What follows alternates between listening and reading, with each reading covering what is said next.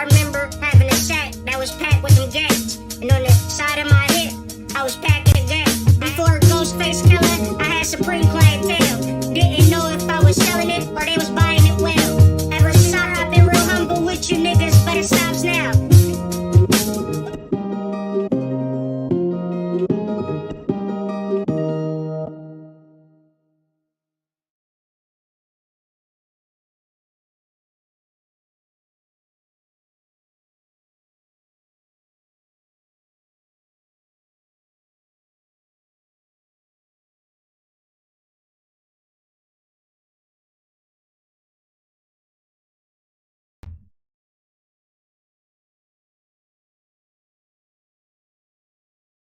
Yo, yo, yo. What up? What up? What up? What up? What up? The Hood Mystic, representing www.hoodmystic.com. Here with another video. ColombianExchange.com. We got the cash shirts, 33% off. You gotta spend at least 20. But yeah, if you spend at least 20, you get 33% off all t-shirts the whole month of June. Yeah, just wanted to share that with y'all just in case y'all wanted a fly ass. We got different colors for the summertime. We got our summer colors popping off. But you know me, I'm always enterprising. I'm always putting things out there because it's just a part of my personality. You understand? Like, I'm just that type of person. So hopefully everybody is doing well out there. I'm really excited for this video. I'm really excited for the information being brought forth. But this is not a video. This is a puzzle. And after every puzzle gets laid, I want y'all to participate, and it kind of helps with the algorithm. I got my phone in my hand. I'm about to show y'all the emoji that I want us to use every time we lay a piece of the puzzle down. Maybe y'all gooder with the phones than I am. You understand? I'm not as tech savvy as one may think, and I can't even find a video. You know the algorithm crazy when you can't even find your own video on YouTube. Talk about shadow ban, right? Gracious. Anyways, if I could ever find the video, I will. Here I go. Of course, add me up. Add me to that. How you gonna throw ads on my own video? Alright. So we're gonna be laying puzzle pieces down, because y'all ever put a puzzle together? When you put a puzzle together, you don't see everything all at once. But the more you place pieces together, the more the picture comes clear, the more that you start to understand everything. At the beginning of a puzzle, oops, that's my phone.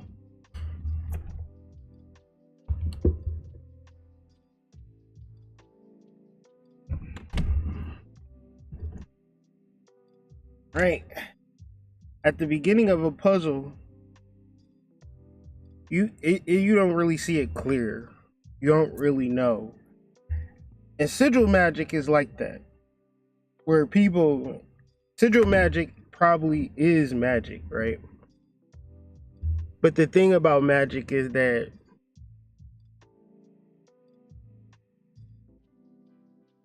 it's not clear what's taking place, especially if you set an intention and you being the cause to your effect and you the input to your output and things of that nature, then you are the magi to your life.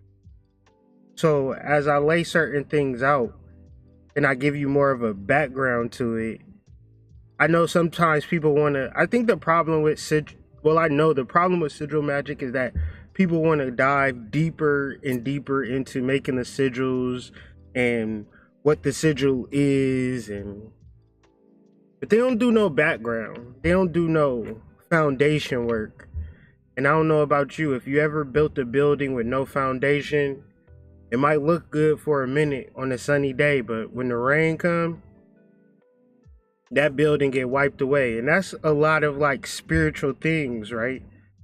Without the foundation, it sound good when you got the money for a course, right? Peace to everybody. It sound good when you got the money for a vacation. It sound good when you got the money for a retreat. It sound good when you got money for a lecture. But at the end of the day, a motherfucker just got some money. Ain't no guarantee that no breakthrough has ever been taken place, or you know what I mean? So the breakthrough that I hope to lay forth is you seeing the whole picture of sigil magic. So when it comes to the actual concept of sigils and doing sigil magic, it'll make more sense to you. And of course, we're looking at me. I just dumped all the puzzle pieces out on the ground. And you don't know what the fuck's about to happen. You don't know what we about to make. You don't know what the ending is going to be like. But trust me when I say the puzzle that we put together is going to be so beautiful and so masterful that we'll all be proud of the work that we did in putting this piece of puzzle together. Without further ado, buy my damn book if you ain't bought it yet. Chakra Nova, you are the book. I told y'all, every time we do these videos, gotta do a little promo. Little promo for the boy, because if I don't promote my book, nobody else will. Give me a second. Check some things out.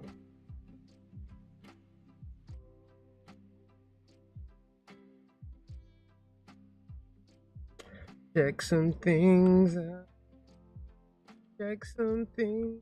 Too low. All right, let's go. No, the reason, like, I'm talking about this, the sacral chakra, right? And if you don't got Chakra Nova, you probably don't even know what the fuck I'm talking about. You don't have no understanding of what it is to activate your chakras, what it means. Until you get Chakra Nova, man. Don't think because you watched a couple videos on it. Don't think because you was online on Google that you can understand what chakras are for real. If you don't have a clear understanding of your root chakra and separate from your sacral chakra and separate from your solar plexus chakra, one, you need time, and two, you need Chakra Nova, which is available on Columbian Exchange. Man, you could go on Amazon.com and just read the reviews. You can go on Columbian Exchange and read the reviews. Don't take my word for it. Read the reviews. It's the most comprehensive book on the chakras, and everything that I do, family, everything that I do for the collective is to help y'all.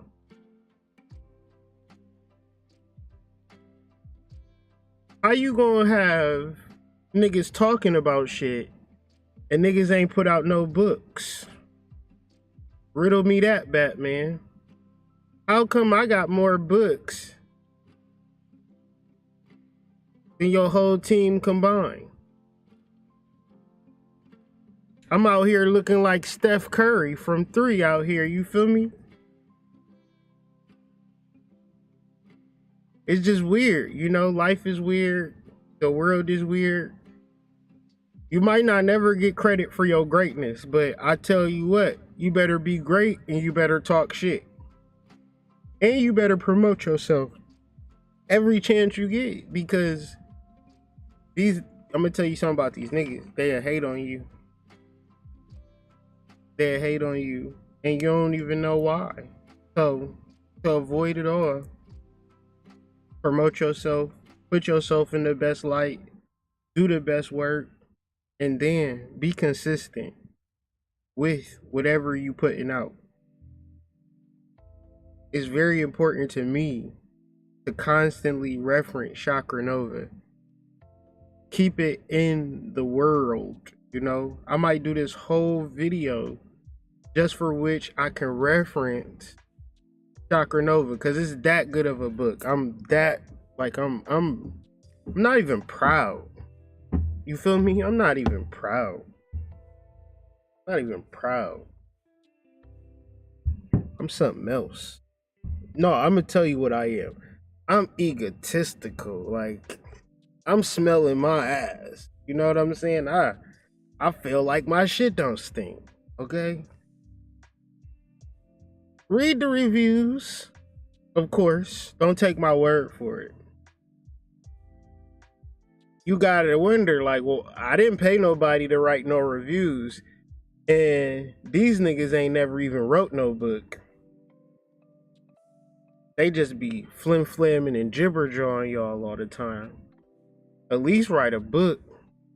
Put out a CD. Put out a mixtape. Don't beat my ears up. Give me something to digest. But more than digest, we got Chakra Nova, You Are the Book, available specifically at Columbian Exchange. I'll deliver it to you. I'll mail it to you. If you're in the D, I'll bring it to you hand to hand. I deliver Chakra Nova to you like it's some goddamn crack. I'll put it in a little baggie for you. How you want it? I get one of them Mylar bags, them weed bags, put some chakras on it, put a nigga sitting in the lotus position smoking a blunt with some red eyes. How you want it? I can do this shit hip. However y'all want to do it. You understand? Chakra Nova, the new mixtape coming soon. Let's get into sigil magic. So, as I stated earlier, we're going to be putting the pieces of a puzzle together. Now, we got to be on one accord. So, whenever we put a new puzzle piece together, I'll do the honors. I'll put the first piece down. Y'all follow suit by putting y'all piece down. And just don't worry about it. You ever put a piece of puzzle together, you put the first piece down, it don't really matter. But then you put the next piece and you add it to that piece, and then I'll bring it back. Because when you, like, sigil magic is hard to understand, right? I've been working on this video for a long ass time, man. Y'all gotta understand, like, this video, goddamn, years in the making, man. Years in the making. And these last couple of videos that I've been doing on my channel, the link's in the description. There's two important things about this video: the actual video and the links in the description, because the links in the description is going to give you a book list. Now, if you don't get these books, it's going to be hard for you to get goddamn sigils, right? Because I understand sigils because I was reading these books. Y'all might understand me, y'all might not understand me. And I'll do you one better. I'm opening the door. If you want to walk into sigil magic, you go and get the books, right? You're going to study the books, you're going to take notes on the books, and you're going to get an understanding for your damn self. Kyrie has an understanding, but that don't mean that you're going to have an understanding. I just want to open the door. I just want to get your wheels to jogging, and I want to motivate you to get all of the books, or one of the books, or none of the books. You can go on Scribd. If you got a Scribd account, $6 a month, and you can get all of the books for the free $99. How about that? Do that sound good? I guess not. Anyways, conceptual thinking. Now, if I show you a sigil, it's going to hit you at an intuitive level. If I show you a word, or if I show you a math problem, if I'm saying words to you, You going to process it in your thoughts. So you going to take it or leave the words for what I'm saying, because it's going ping pong in your thoughts.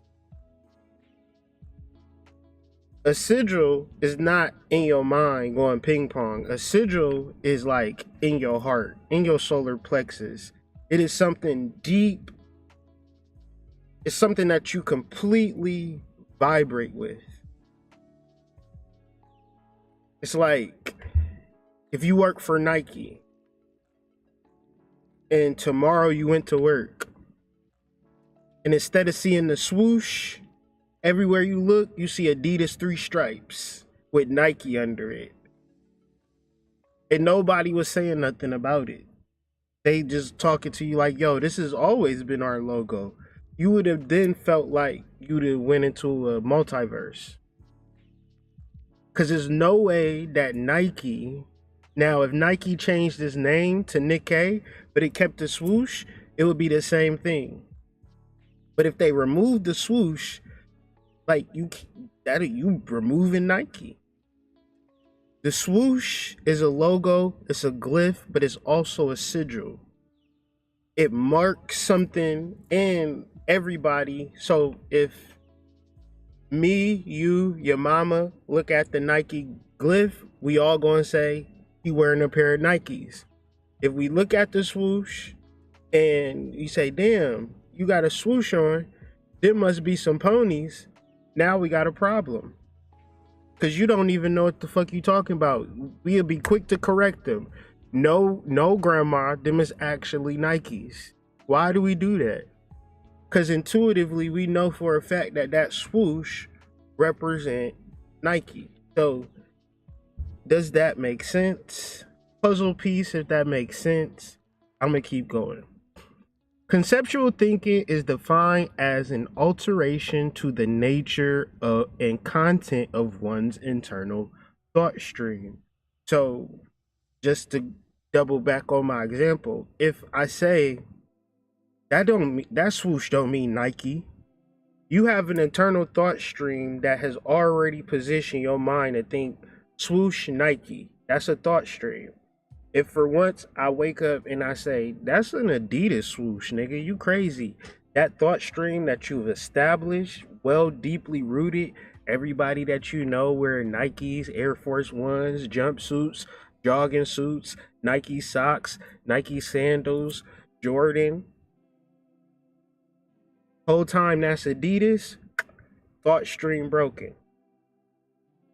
But a conceptual thought, in reference to your personal sigils, in reference to the things that you're trying to manifest or trying to open for yourself, there's two things. It's already existing for you. And two, you just have to open up to the reality of the truth of your future already existing.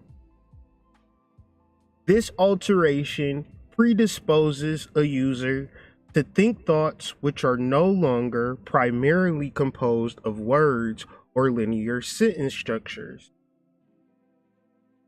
Instead, thoughts become equally comprised of what is perceived to be incredibly detailed renditions of innately understandable and internally stored concepts for which no words exist.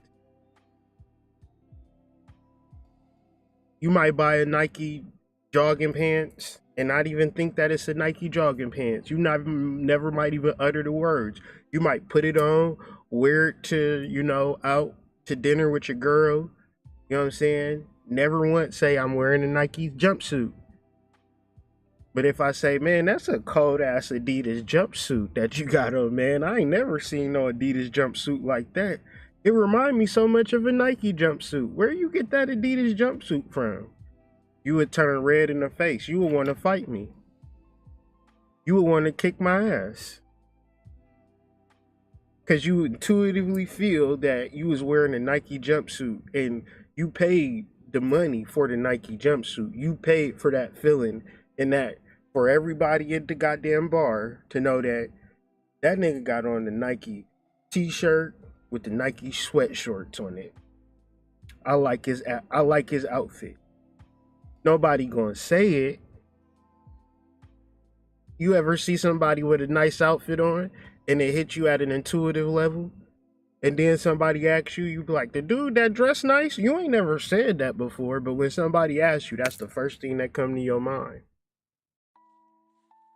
So sigils, keep in mind that sigils are just like that. So when you read the books, they say, remember a sigil, but then forget it. That's counterintuitive, but you think about the things that matter to you intuitively. You're not going around saying, I love this, I love that, I love this, I love that, I love this, I love that. It's just something that you experience. Something that you intuitively feel, like real love, being in a loving environment, around loving people. Hard to explain. For example, if a person was to think of an idea such as a chair during this state, one would not hear the word as part of the integral thought stream. You wouldn't say leg and a thing that connect the leg to the butt of the chair and the back of the chair and the legs then the back of the chair. And in a couple of episodes before this, we talked about being mindful and thinking about the apple. Same idea, conceptual thought, but it's good if you watch the prerequisite readings or prerequisite viewings and readings and took them seriously. Then it's going to be easier for you to segue into sigil magic. Mind you, if you don't get into a process of just banishing, then your sigil magic isn't going to be conceptual. Your sigil magic will be survival or something to tip the scales. Now, when you have a sigil and it's charged and it's not like based upon something that you need per se, then you could just monitor the experiments in reference to the sigil and what tends to happen and what happens in reference. Do you need to better it or just switch your thoughts around, or you could just observe it. Now if you do a sigil to pay the rent and your rent don't get paid, then you might forego the whole science. The same way as I always use this as an example, if nobody told you how to build a house, you just took it upon yourself to go out there and build a house, and the first house that you built was shit, then the whole science of building houses is shit.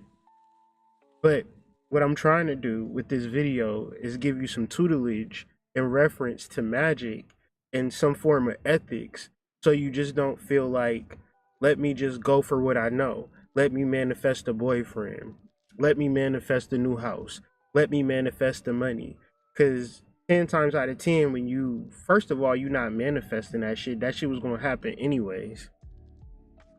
And second of all, say for instance, you do alter the streams of consciousness in the multiverse, and then you have backlash karma for that shit, for which that's what we living in right now. The conscious karma of just disturbing shit. Not knowing how to build a house, but feeling like we can build a house anyway.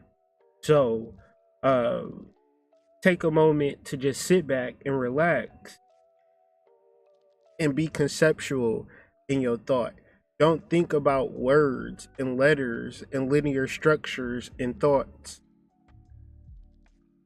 If you want to manifest a chair, don't sit and say, I want to manifest a chair. I want to manifest a chair. I want to manifest a chair. Boy, I need a chair so bad. That's not actually doing shit. The powerful part is when you can sit and meditate on the chair and sit in the chair, feel the chair, see the wood, see what kind of butt is it? Is it like the kind that have like the butt indent already, so when you sit down, your butt just comfortably sit in that little butt indent? Do it have like the leg part for it, or is it just like a flat surface? Is it like a school lunch chair? Like, you start to imagine the intuitive concepts just about a chair, and this will open you up for sigil magic. If this is too complicated for you, then of course sigil magic is going to be something that's going to be in one ear and out the other. You're going to try it for a couple of days and nothing's going to change, because that's not the nature of nature. Nature takes some time. I've been studying goddamn Psychonaut. Before I was ever conscious, I was reading Librano and the Psychonaut, and I was trying to utilize that shit to get a girlfriend, to get money, to change my life. And I wasn't reading it just to read it. I wasn't reading it conceptually. But going through this actual journey of these videos and these content that I've been putting out as of late, I've been able to just read it for the sake of repeating it and bringing it forth to y'all. So with that being said, it's more of understanding it for real and not using it in a way for which I'm trying to benefit myself or benefit other people, or just, no, I'm just trying to show you like, okay, this is what it is. And the first step before we open the door to creating a sigil and programming a sigil and charging a sigil and maintaining a sigil, banishing a sigil, etc. If you can't think, most of it is thinking in thoughts. But thinking in thoughts is not thinking conceptually. You don't know exactly what you're saying, because, so say for instance, if you need money, you thinking about how you ain't got money, and you ain't got money is counterintuitive to the magical process of you already have money. You already are a millionaire. Do you want to open that part of your life? Or do you want to keep that part of your life closed? If you got prosperity in your DNA, open that part of you. That's sigil magic. And I'm going to explain. During the experience, conceptual thinking can cause one to feel not just the entirety of concepts attributed to data, but also how a given concept relates and depends on other known concepts. But also how a given concept relates and depends on other known concepts.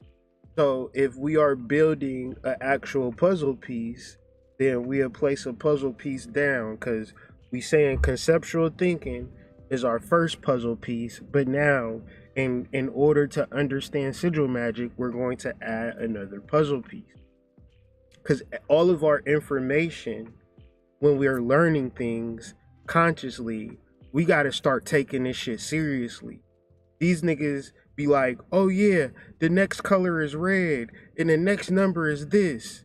And then shit be happening. Don't nothing be about that color. Don't nothing be about the number. And niggas just be acting like, well, we just gonna wait till some red shit happen. We just gonna wait till some number shit happen. And we just gonna document the news. That's not conscious. Talking about what's happening in the news is not consciousness. Niggas is like, well, Saturn retrograde.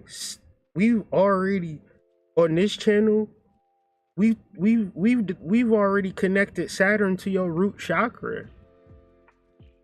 We've already connected that a retrograde just means that a planet is closer to, so if a planet is closer, then that energy has a stronger influence. So if Saturn is retrograde, then Saturn is closer, meaning that our root chakra is much more amplified. But niggas don't give a fuck about their chakras. Niggas don't give a fuck about their chart. What house is Saturn in your chart? You don't fucking know, but you want to talk about Saturn retrograde. That shit don't matter, y'all. Don't be worried about Saturn retrograde. You don't even know what house Saturn is in your chart. That should matter more than what a nigga is talking about. If we gonna talk about anything astrology, Mercury retrograde, Saturn retrograde, Pluto retrograde, new moon, full moon, what house is it in your chart? First house, second house, third house? Because it don't matter what a nigga is talking about. Your chart is, we talking about astrology. So if you talking about anything astrology, soon as a nigga start talking about anything astrology, pull out your chart. You talking about Venus? Hold on, let me see what house Venus is in my chart, because I gotta understand the inflection for which you even talking about Venus. Because Venus in the third house is not Venus in the 10th house. A nigga telling you that I love you versus a fucking prostitute, that's two different types of energies. Check. So, of course, we want to talk about all of the cool. We want to be conscious, we want to be woke, and we want to talk about all of this shit. But we don't even want to study our own fucking chart. We don't even want to know shit about our and then get to a point where no, fuck taking notes on your chart. You understand shit. I got Venus in the 10th house, so I'm a fucking prostitute. I'm a prostitute. I'm not like a fake hoe. I'm a real hoe. My wife would tell you I'll sell my fucking body for money. I am a hoe, okay? I know this because I conceptualize Venus in the 10th house. I'm not gonna say Venus in the 10th house means that the love of my career is career of love. And the 10th house is ruled by Capricorn. Capricorn is an earth sign. And so my Venus is like earthy. 10th house, career. No. Venus, planet of love, 10th house. I'm a fucking working girl. I said it. What the fuck? What else do you want? What else do you want to know? You want to know more? I tell you, okay? During this experience, conceptual thinking can cause one not to feel not just the entirety of the concept's attributed data. So if I tell you about Venus, then you gotta then say, all right, what does this have to do with me? And now Venus then has to do something with my chart. I gotta figure out through my filter, or else this nigga is just gonna beat my ears down with shit that I don't even understand, and he don't even understand, or she don't even understand it. But also how a given concept relates to and depends on other known concepts. This can result in the perception that the person can better comprehend the complex interplay between the idea that is being contemplated and how it relates to other ideas. So that can go down a rabbit hole, and I'll try to keep it brief, but the most important idea is you figuring out who the fuck you are. So if you do spiritual shit in reference to bettering your humanity, then that's generally the problem, and that's where niggas get bored, and it ain't gonna be interesting for you, right? And that's why most poor people, they don't give a fuck about rituals and magic and shit. Most rich people be into this because they realize that money don't matter, and so they want to get the magic part, and they can't buy a concept. They can't buy a conceptual thought, because if they could, they would just buy it. But this is kind of the work, where your whole experience relates to everything within the world. So, spiritual being having a human experience, you 90% stardust, you have a spiritual body, you're a cosmic being, when they talk about the universe, they're talking about you. Is that a puzzle piece? I think that's a puzzle piece.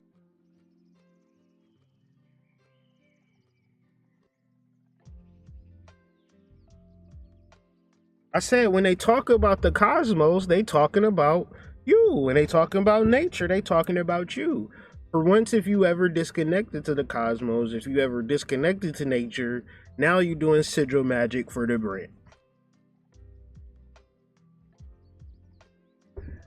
Now you doing sigil magic for a nigga. Now you doing sigil magic for whatever the fuck, because you separated. And the sigil magic is not going to connect you. And I'm going to explain it, but you got to give me a second. I'm going to build it up to that. Conceptual thinking is often accompanied by other coinciding effects, such as personal bias suppression.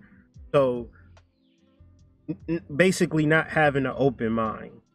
Not having an open mind, you already know everything. So, you just gonna talk down to people and act like, buy my course, sign up for my shit, do what the fuck I'm doing. Cause if you ain't doing what the fuck I'm doing, then you ain't doing shit. I don't really want y'all to sign up for shit. I want y'all to buy my book, that's for sure ski. Other than that, y'all gonna live your own lives, y'all gonna star in your own pornos, y'all gonna dance in your own music videos, and we don't never have to meet up or link up in life. How about that? See, the personal bias is, oh, we ain't shit until we come together. But we all universes, so everybody, I mean, you do the work, you have a family, you have somebody that be in your area that fuck with you. You don't gotta reach out to motherfuckers online and all of that weird shit. You don't have to do that. You could do magic right where you at, change your life right where you at, and live in your same small town or city or wherever the fuck you at, and be as magical as ever, and never link up with a conscious nigga online. And your life would be fucking perfect, believe it or not.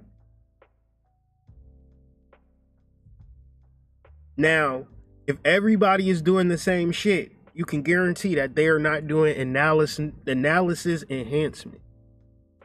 It's more of the feel good, kumbaya, let's all hug, let's all take pictures, let's all smile and act like shit is all good.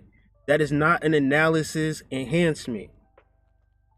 An analysis enhancement is saying, oh shit, if I don't got it, I don't got it. But what I got, I got. Let's flesh what I got out, and let's start to enhance everything around me. It is most commonly influenced under the influence of, and I did not type this. And it's funny, when you open the door, every door you go into, it be saying the same shit. And it sound like I be saying the same shit, but I be on other shit. But when I be on other shit, it bring me back to the same shit, because we just dealing with puzzles and pieces of puzzles, and we connecting dots. It is most commonly induced under the influence of moderate dosages of hallucinogenic compounds such as psychedelics and dissociatives. However, it can also occur to a lesser extent under the influence of entheogens, cannabinoids, and meditation. Now, sigil magic is very important because we all want shit. But the reality of getting what we want, the fact that we want it, is not enough. The fact that we want it is probably why it is not in our fucking reality.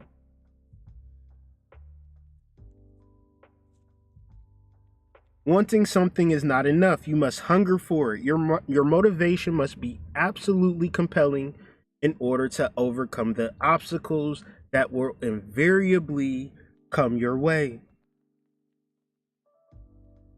When you want a business, you're going to have obstacles to building that business. When you want your own home, you're going to have obstacles to owning your own home. What's the problem? When you ain't prepared for the obstacles. When you hope that there ain't no obstacles that ever come. And sometimes them obstacles is overwhelming. Sigil magic goes above and beyond and around the obstacles. There is no obstacles when you do sigil magic. Okay, Hood, explain what you mean. We not going stray far from the topic. How am I going to remove the Nike swoosh and the Nike logo from your mind? How am I going to make the swoosh for Adidas? The swoosh for Reebok?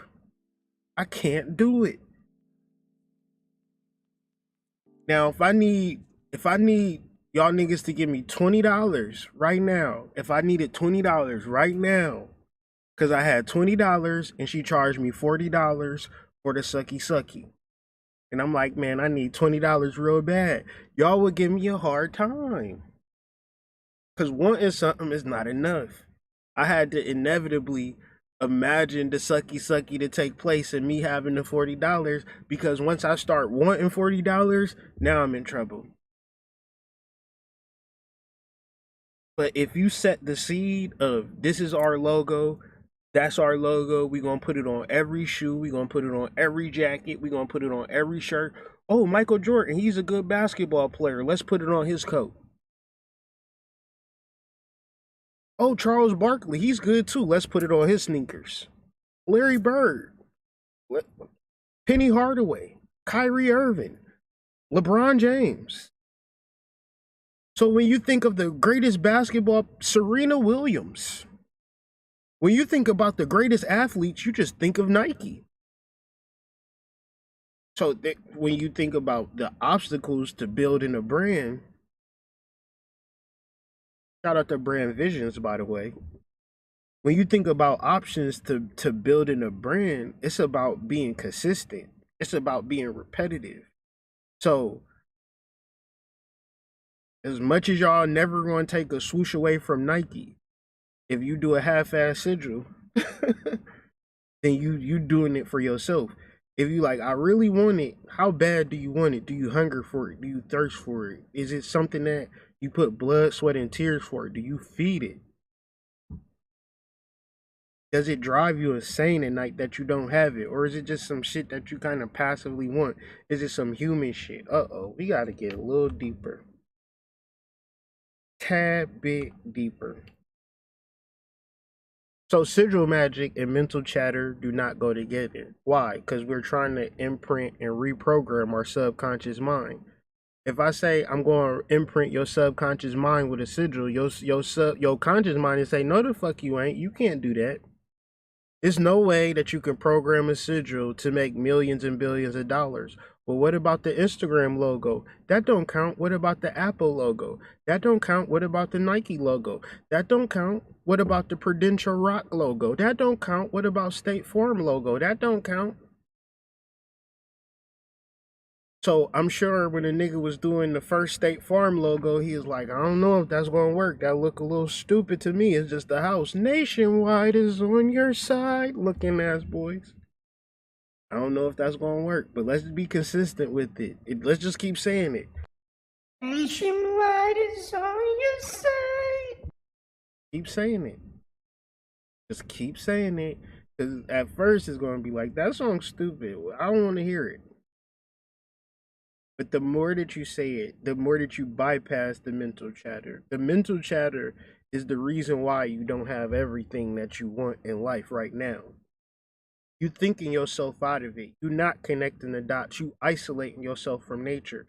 See, nature is abundant, prosperous, it's ever flowing, it's current, it's present. Might take a minute or two to develop into what it's actually going to develop into, but it's sure. The mental chatter say, I don't know if I'm going to make it. I don't think it's going to happen today. I don't know if we're going to ever move. I don't know if I'm going to ever have no money. I don't know if my book going to sell. I don't know. I just don't know. I just don't know, man. I mean, you know, I never seen nobody else do it. You know, it's crazy out here. Mental chatter means to have a normal brain. So the first rule to sigil magic is that we can't shut our brain off or shut our brain down. Sigil magic to bypass the mental chatter. That's a puzzle. That's a piece to the puzzle. We're doing sigil magic to bypass mental chatter.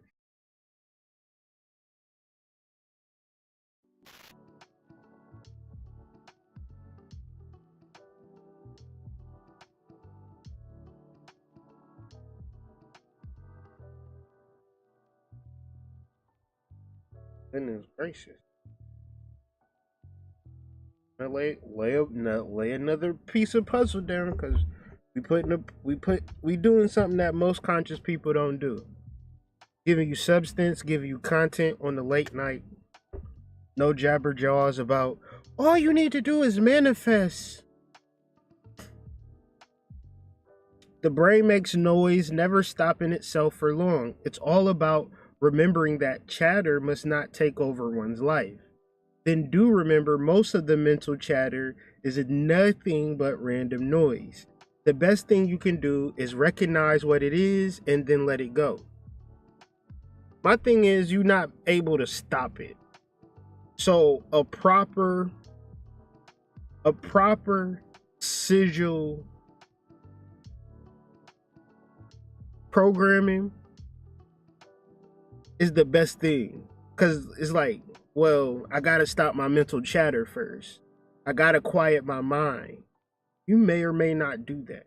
So I want to just bring some alleviation and some ease to, don't worry if you thinking a lot. You in the perfect place. You just need to make sure that you in your spirit, in your soul, and not in your ego.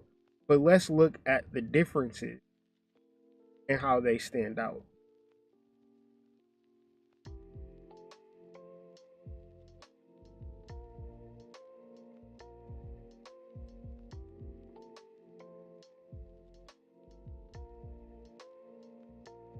Our ego pushes to label everything good or bad. It wants to place everyone and everything on a hierarchy. It does this because it wants to place itself above everything. I call it the star of the show syndrome, where you want the credit, you want things to work out, and because of this, you would tell the world in your development to kiss your ass. If you really want it, you would develop into it. However, the ego just wants to be the king, the queen, everybody the king or the queen, right? Ain't nobody the peasant. Nobody was mopping the goddamn bathroom, right? Who was cleaning the toilets? The toilets was clean, but nobody was cleaning them. Everybody was the king. How come in every past life reading you get, you was the queen of goddamn Zamunda? Some of us was goddamn sheep herders in past lives. I don't know about y'all, but every night I swing. But ultimately, that selfish desire comes from a place of fear. The thing about root feelings and fear, like the concept of even having a home, like to have a home, you want your own shit so you can be protected from the environment and niggas. That home ain't a spiritual pursuit. That home is rooted in fear. You don't want to be homeless. So when you do magic in reference to, I don't want to be homeless, so let me do a spell to get a house, it ultimately comes from a place of fear, and that's the cause. So like causes produces like effects. So as easy as it is to write a sigil and concentrate on it, would be you not understanding even what the word sigil means. But that's to come later. Y'all gotta give me a minute to build up on some shit. I'm just not about to give y'all everything off the rip. I'm gonna build up to some shit. I'm gonna place the puzzle pieces in a row and give you a full-on picture. Our ego, not our ego. You need to drop down and get your ego on. But our ego is highly concerned with our place in the world. It's the part of us that keeps tabs on other people and either wanting to one-up them or prove something to them or somehow.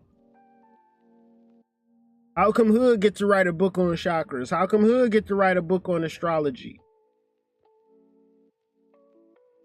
I want to write a book too, but our ego has a big effect on the things we want in life. If you're after something in life because of how it will look or how someone else will perceive you, then that's probably your ego talking. So, once again, sigil magic for money. When you already got money. Sigil magic for money, just because you broke. Sigil magic for love, because you lonely. You're rooted in fear, and this is why, when you get a reading, when you talking to motherfuckers, and you buying courses, and you just mulling along the goddamn conscious slaughterhouse, nothing in your life is changing because you still in your ego and you still wanting what your ego wants. Now, the difference between some spiritual shit and some ego shit is that it's beneficial and it don't cost shit. When I was coming up, I was watching YouTube videos that you can't watch on YouTube no more. Check. I was watching documentaries. I was on Napster. I was downloading shit. Niggas was giving me USB cards and I wasn't spending a damn thing. Bobby Hemmett videos for 8 hours was free as fuck. If I would have knew any better, I would have been thinking that I need to get my money right to get this fucking knowledge. I'd have been saying imagine if Bobby Hemmett was saying you need to join his class. Imagine that shit. Of course you are allowed to want whatever you want, but this kind of desire is by no means authentic. Yes, it may feel good to show the popular kids at school how much money you're making these days. Hey, look, y'all, I'm conscious and I got a nice car. Hey, look, y'all, I'm conscious and I got this. Hey, look, No. Them niggas couldn't do that when they wasn't conscious. But the only temporary feel the real problem. The wounds inside of you that can't be fixed by other people's opinion. This is why it's very important to do the work. Because as soon as people start kissing your ass, talking about how great you is, you start believing them. Check. You start thinking that they ass is right. And you know you ain't shit. One's in the chat. You know you ain't shit and people started complimenting you. You know you ain't deserve it. One's in the chat. If you know you ain't shit when the person done complimented you before. And you be like, well, fuck it. I'm around with it. Y'all been there. I've been there. I done been on bullshit and motherfuckers been like, oh, that's amazing. Is it? Okay.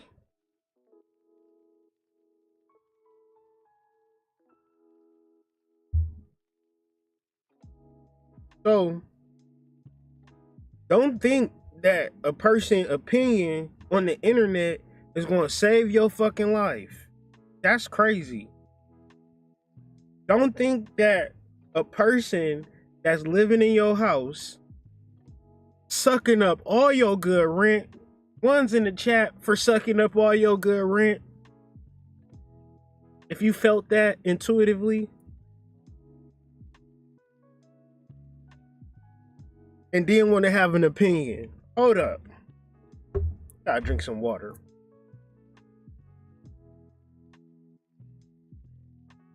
It gets sticky here because of course, some of our genuine desires cross over into this category. So it's up to you to be honest with yourself. Are you wanting something because you truly want it or because of how it will look? Be honest with yourself. Only you have the true answer. And trust me, if you don't have it, you ain't supposed to have it, nigga. Sis. Hey sis, how about you ain't supposed to be with that nigga? How about that? How about he ain't the one for you? How about stop wanting him, okay? Don't do sigil magic to bring the nigga back into your life. Check.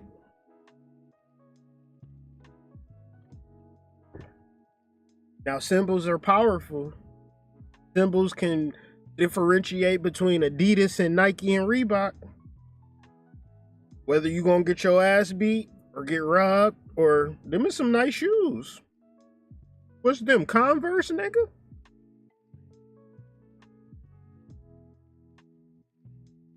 Them shits is hard. What a nigga say, what them is hard? What kind of shoes is them, though? Nigga, can't they just be hard? I got them from Payless. Gen Zs don't even know about Payless. That's how you know the world is fucked up. We all needed that Payless experience. I feel like, cause you real humble if you ever had to wear Payless shoes. In the midst of niggas wearing Jordans. That's when your mama and your daddy never just gave a fuck about how people felt about you. You went through a whole school year. Like, I used to try to draw a little Nike sign on my shit, nigga.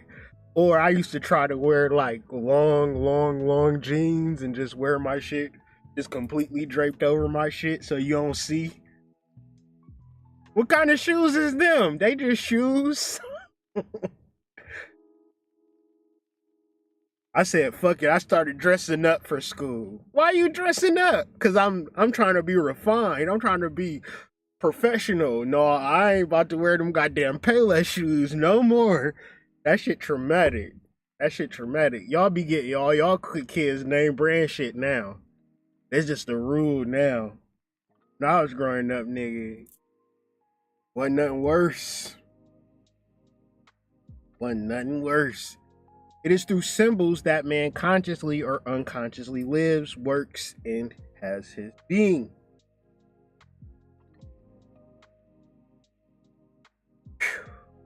Now, if you want to impart an imprint upon your subconscious mind, it is not going to be linear or words. That's a puzzle piece. It's going to be through conceptual thoughts. If you want to impress your mind, that symbol has to be a symbol for the sake of a symbol. It don't have to be a symbol based upon an ego. This is the symbol. You think Nike is a sign for him to get his baby mama back? Or is it just a symbol for the sake of a symbol? Now, if you flip it upside down, you got a pack of Newports. Because it is through symbols that man consciously or unconsciously lives. So consciously is sigil magic. Unconsciously is, damn them shoes hard. What kind of shoes is them? Damn, that outfit is that outfit is fire, man. Who made that?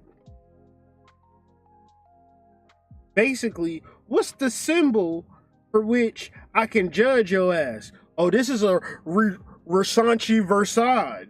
It's an Italian nigga. They made this shit in the fucking villa in Italia. Just two old chicks sold this shit together, nigga. This shit cost $3,000, nigga.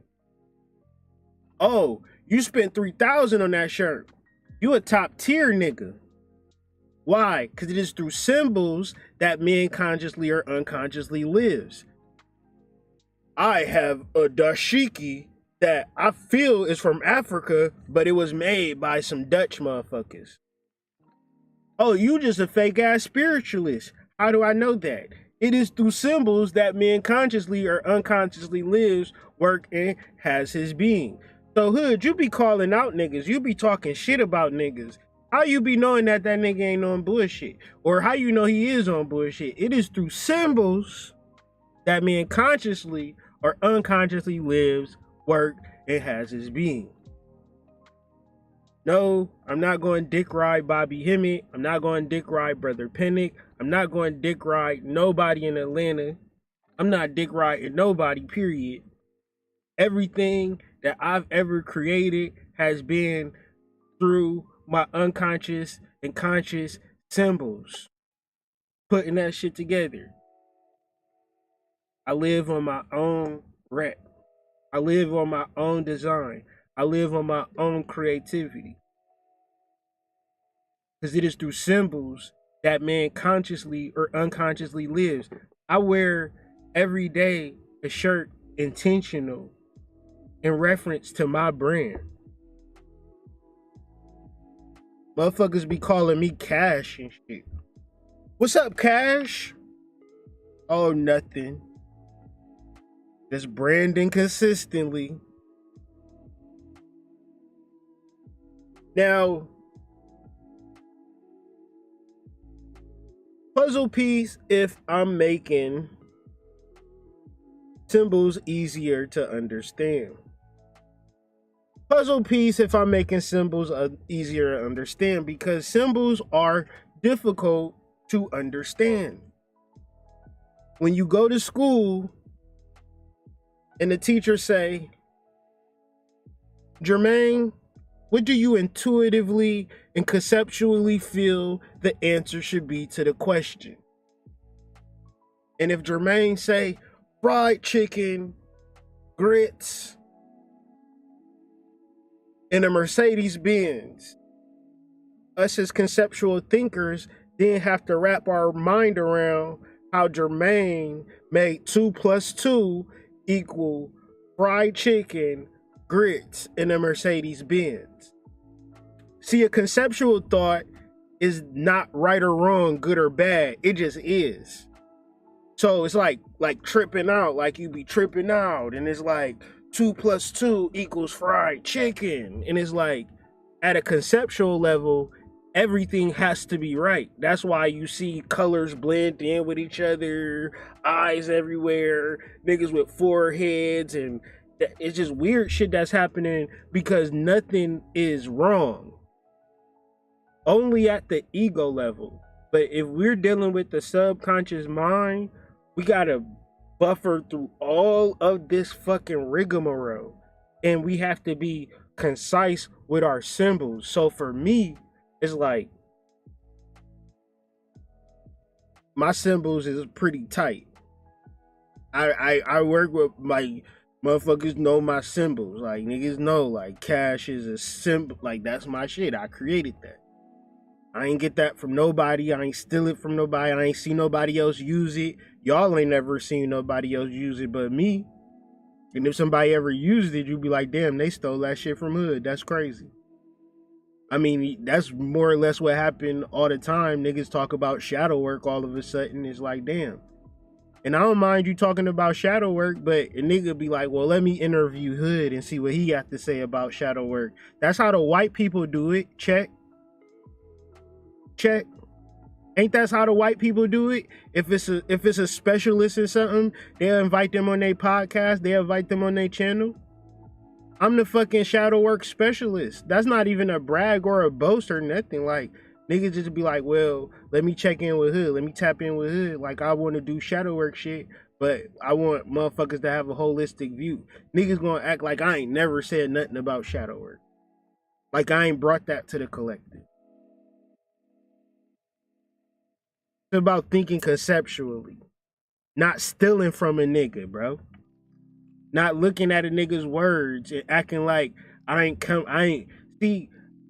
come up with this shit from nothing all the time. Like, I've always created beautiful landscapes, beautiful pieces of art, graphic design every fucking week for years. As a testament to my spiritual connection to creativity. As a testament to say, I don't never have to steal from a nigga. I can always go to the source and bring forth beautiful shit. I ain't never got a copy off a nigga or steal a nigga. I got my own swag and my own style. But that don't mean that you could just act like I don't exist though. That don't mean that we can't work together. That's just not how it works. It's about collaboration and giving niggas they flowers while they still here and showing respect when respect due. And if you ain't gonna do that, I'ma be on your ass on multiple causal levels. I'ma be on your ass in multiple dimensions. I'ma make niggas talk to you in a certain type of way. I'ma make niggas ask you certain questions. I'ma make your fucking motherfucking collarbone sweat a little bit. Cause when niggas play it foul, I play it technical. When niggas play it foul, I play it flagrant. A recent provocative theory proposes that a holistic, simultaneous, synthetic, and concrete view of the world are the essential characteristics of a feminine outlook. Linear, sequential, reductionist, and abstract thinking defines the masculine. Every person has the full capacity for both of these sets. So, conceptual, feminine thinking is not something that you are celebrated for in school.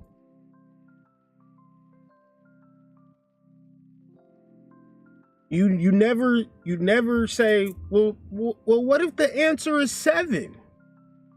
Can we just sit here for a second and ponder just if the answer is 7? The capital of Vermont is 7, little Jerniqua? Yes, I think that the capital of Vermont is 7. Could it possibly be? Could we just think about it for a second? Can we just ponder and... No, this is the wrong answer and this is the right answer. So imagine bringing that rigid energy into your fucking sigil magic process. I either have to do the right sigil or the wrong sigil. Man, you're gonna have to sit with that motherfucker and sometimes just be like, well, I did a sigil yesterday and I had a bad day. Maybe when I did that sigil meant have a bad day. Let me banish all workings and start the fuck over again. Now, when I did a sigil like this, this was a good day. Maybe it's because I put a circle at the top. So every sigil that I do now, I'm going to put a circle at the top because I know that I'm going to have a good day when I put a circle on the top. Now, nobody going to take that away from you. But if you're not experimental on how your fucking brain receives symbols, this video not going to fucking help you. No book is going to be able to help you. When you feel like you did it wrong and you just stop doing it because you did it wrong, that's masculine. You ain't never got a conceptual grade on the test. You got all of the answers wrong, but conceptually, I seen the direction for which you are going in. And because of that, I want to give you an A. Because of the concept that you put down, it was... You circle all of the letters, and what it came out to is saying that I need help. And as your teacher, I resonated with your intuition of communication, and we're going to flesh that out, little Jerniqua. We're going to teach you feminine learning. See, none of us have been taught feminine learning. So sigil magic is dead for a majority of... That's why I'm just talking for real. Y'all not gonna get the books. Y'all not gonna take the notes. Y'all gonna say it ain't working for me. I didn't get it, hood. I mean, I got the book. I read 2 pages. I didn't bring out a dictionary. I didn't look shit up, but I didn't understand it.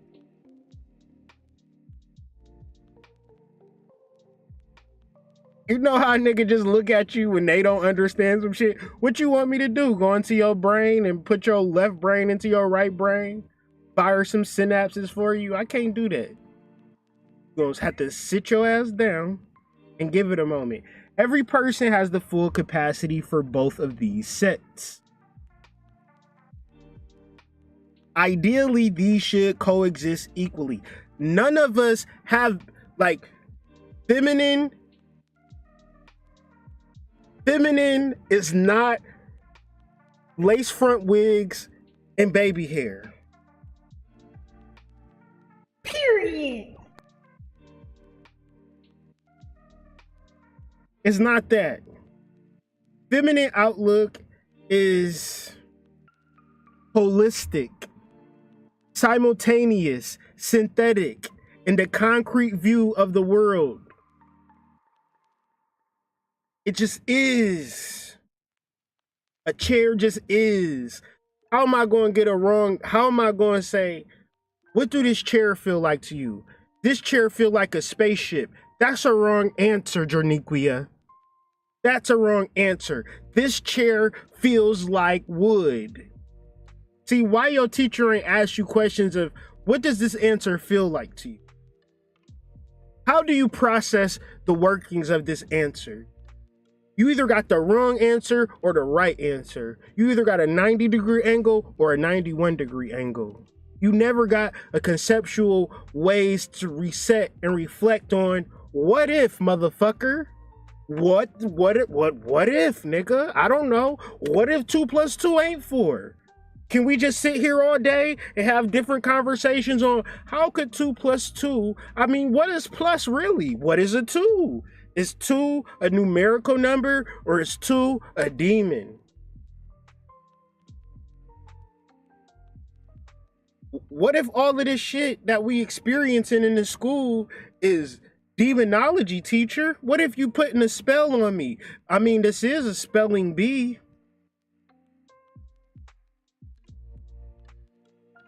Leonard Shlain Leonard Shlain is a good ass name. I wish my Leonard Shlain, that's a good ass last name. In the alphabet versus goddess presents compelling. Everybody a goddess though. But you right or wrong. Linear, sequential, reductionist, abstracting your thought. Maybe, if so, when, maybe how. Presents compelling evidence to suggest that the advent of the written word in the alphabet shifted the mindset of cultures that were newly literate. See, we haven't been reading since 1700, nigga. We haven't. They said black people was illiterate. As if it was a bad thing. Can I get a puzzle piece? Can I get a puzzle piece?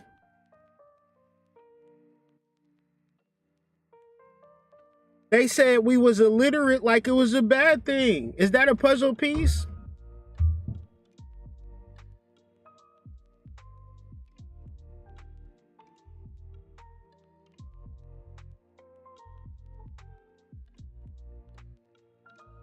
As if alliteration was like we couldn't climb a tree, or we couldn't farm, or we couldn't do the things as necessity to live and thrive and be prosperous and connected to nature. No, we couldn't read some fucking spelling ass words, some grimoire ass words. They said the slaves were illiterate. And we took that as slaves were dumb and stupid. Is that a puzzle piece? We conceptually was one with the land. It could thrive. Huh? We was one with the animals, one with the plants, one with the trees, one with the lakes, one with the rivers. We didn't need to fucking read. We didn't need to be literate. You get it? We didn't need to be right or wrong. Get it? Now we put our kids in school and now we don't give them no ability to be conceptual. And I'm gonna tell you one thing. The thing about your children is that they are conceptual. They feel, they intuitively know what's best for them. And what do we do as parents? You are wrong. You better do good in school. Your kids don't even got a fucking chance. They don't got a chance to be conceptual.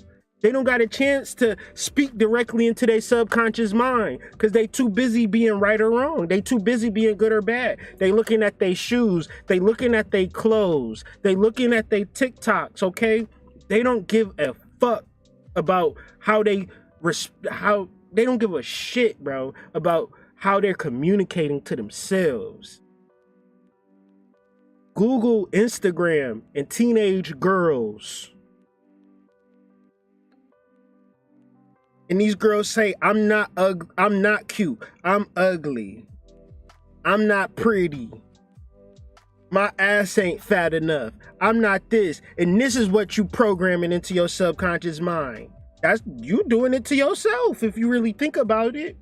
Nobody gonna love me. I'm unlovable. I'm not cute as her. I'm not as smart as her.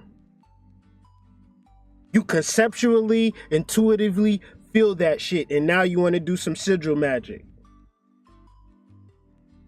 Hey, don't touch it. Don't leave it alone. You got to get to a point where you're not kicking your ass every day. Now, words and image are complementary opposites. That is, they are meant to coexist on equal footing. Equal footing. Word and image. Now tell me if I'm wrong. We go to school to learn. I've been like this since kindergarten. Y'all probably weren't like this. We go to school to learn, but we also go to school to fellowship. We also go to school to build deeper relationships with our friends. Probably get a girl, get a boy, have that situation be popping, be a little bit popular, because the image of a person that's popular, it don't matter what you actually saying. Think about the people in school, right? That had their shit together. They weren't really talking. They just presented an aura, right? The girl was just with them, just in pocket, right? Words and images are complementary opposites. That is, they are meant to coexist on equal footing. See, a conscious nigga, let's talk about a conscious nigga though. Conscious nigga is all words. Check. What's a conscious nigga's image? What concepts is conscious? What new concepts is niggas bringing forth? Hey, reading a nigga's book is not bringing forth a new image. They already did that years ago. Regurgitating shit is words. See, the image is of the feminine, is of the goddess. See, I need y'all to be honest right now.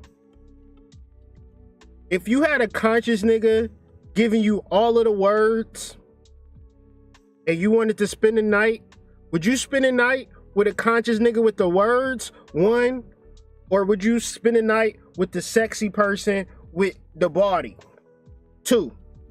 One, would you want to spend the night with words, or do you want to spend the night with image? Because the image is the goddess and the words is the logos or the masculine. Now, most spiritual people fuck up because they get so much into the words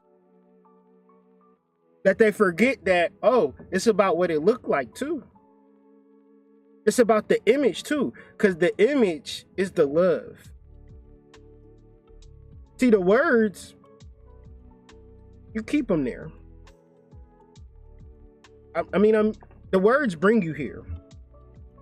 I'm not just about to be walking down the fucking runway, but at a certain point, I need you to start thinking intuitively within yourself and putting the vision and the image within your mind. So now that the words and the images is coming together, it's clicking for you. The puzzle pieces is coming together. So you get out of your bullshit. You get out of your ignorance and you start to, don't tell me some shit for which you ain't trying to manifest. Check. Don't tell me, oh, I'm doing fucked up right now. You manifesting that, because the words for which I'm doing fucked up with, it have an image associated with it. So if I'm gonna say some shit like, man, I'm just getting richer and richer and richer. Check. I'm not laying up with nobody that's talking me to death. I'm laying up with somebody that look good. I don't need you to tell me nothing to turn me on. I could already see it. And that's the goddess. And niggas need to get on that level. Niggas just trying to talk better. Niggas just talking to you. Shit, I just need to see a big booty girl twerking in front of me. I don't need you talking to me. I don't care how conscious you is. Ain't no word you ever gonna say that's gonna get past the goddess in the image. I don't know what niggas thought that they could just say some shit and impact motherfuckers.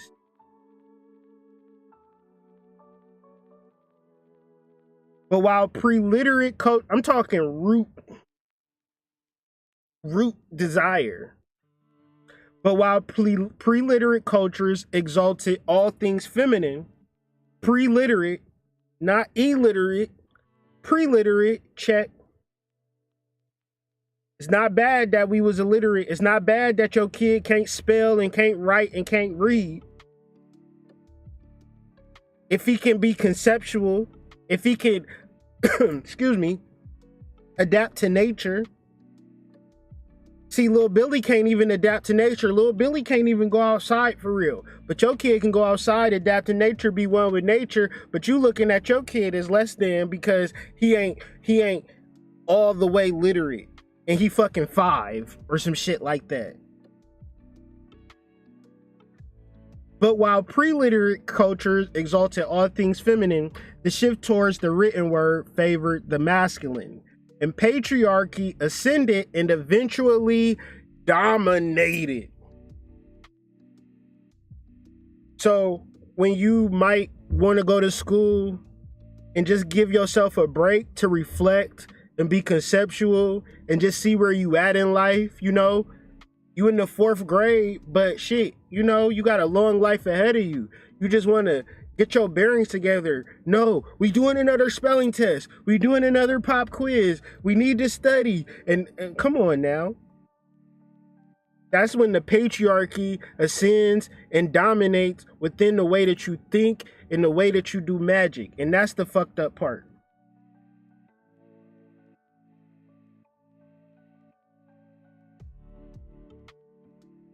So let's keep going.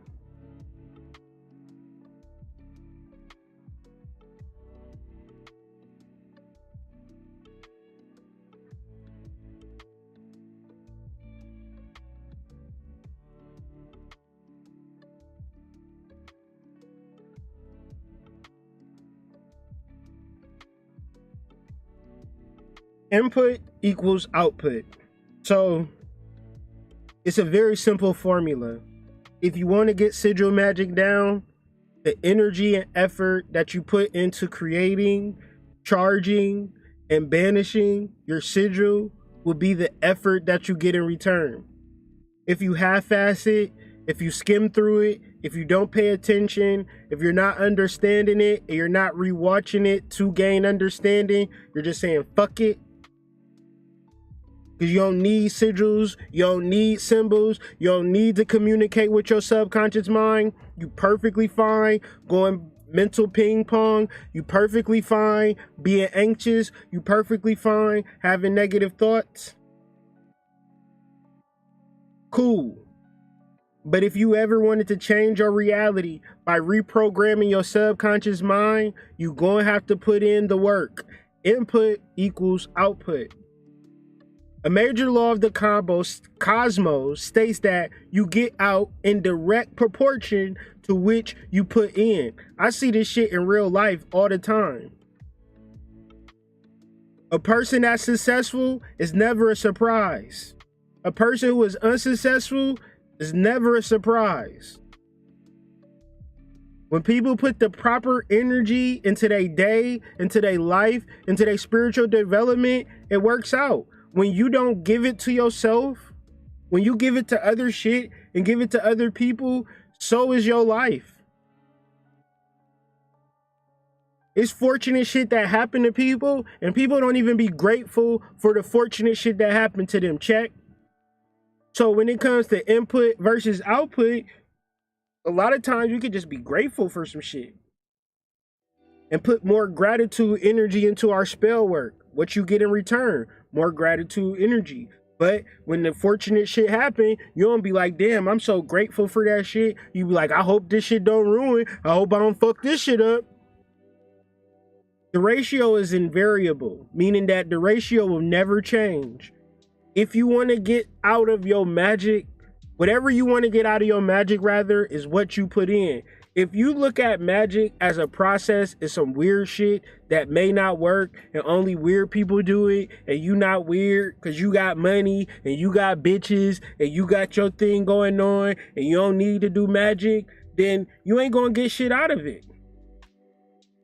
But if you give yourself a fucking chance and you put the effort into a spiritual ethic, a spiritual rule, putting the time in, putting the dedication in to developing your psychic forces, cutting the music off, fasting from food, changing your diet, changing your life around,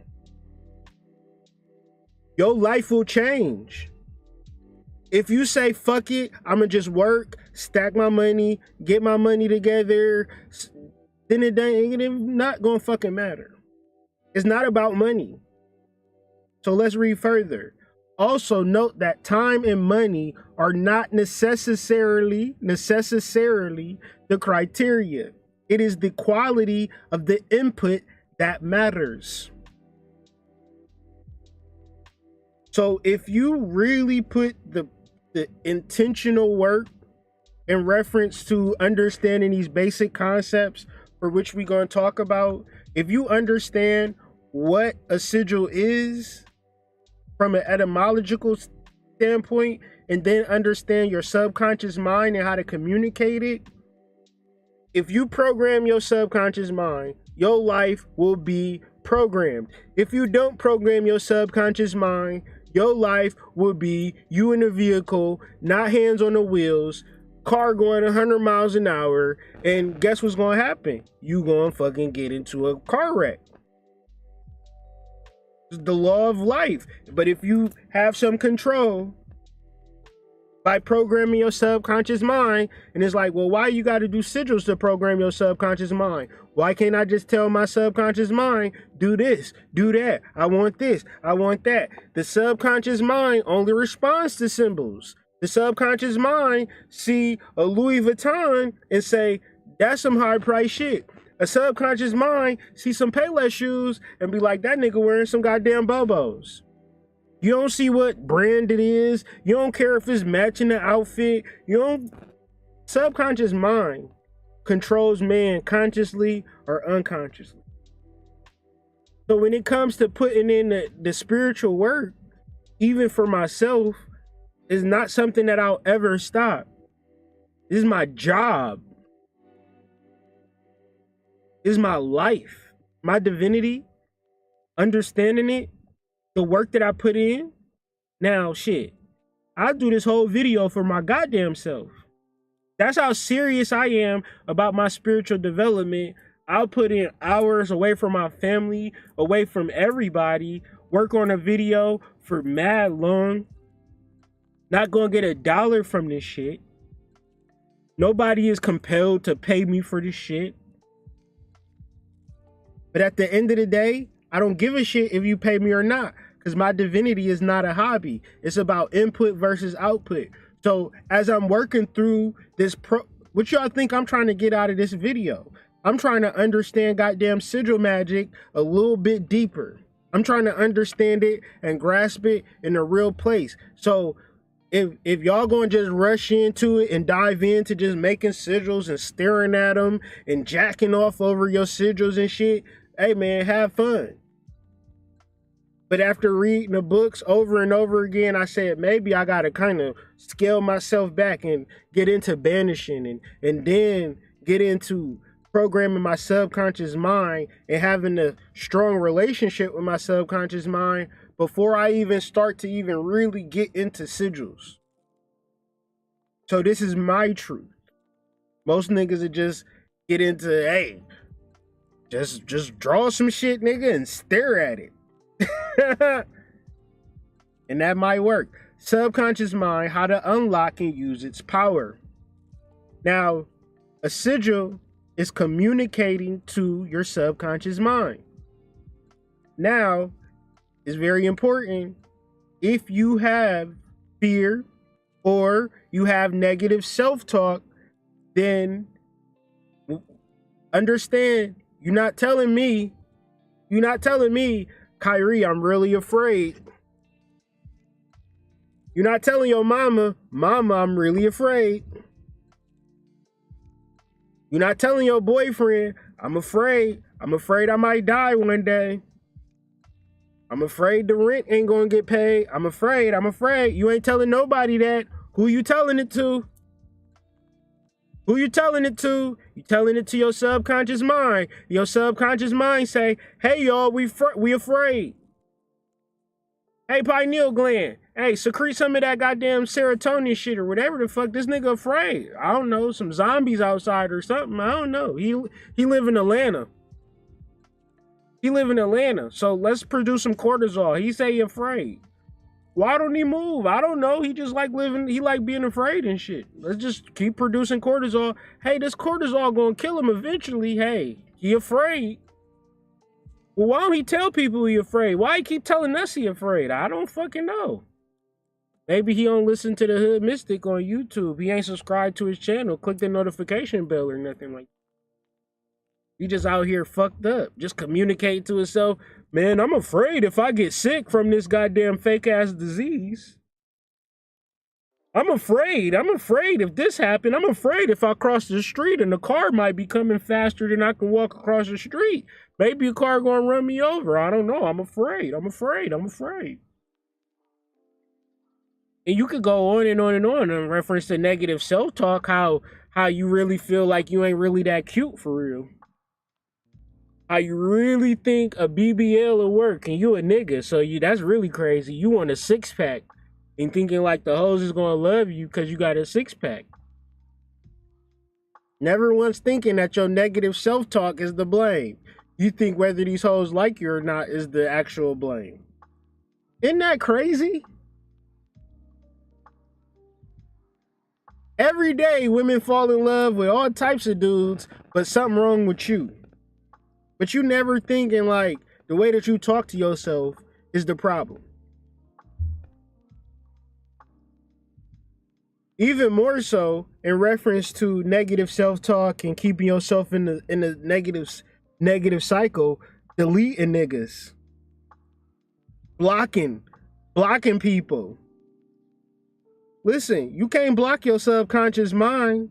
And just because I triggered some negative energies in reference to your subconscious mind, you ain't blocked that which is triggering you. You just blocked me. Arguing with people. You know, every time you argue with a person, you arguing with your subconscious mind. Ask my wife how many times we argued. Like had an argument. We'll talk. We'll go back and forth. But we ain't about to argue, because if I argue with anybody, I'm arguing with myself. Why do I even fucking care? When people start arguing with me, hey man, you got it. Yes.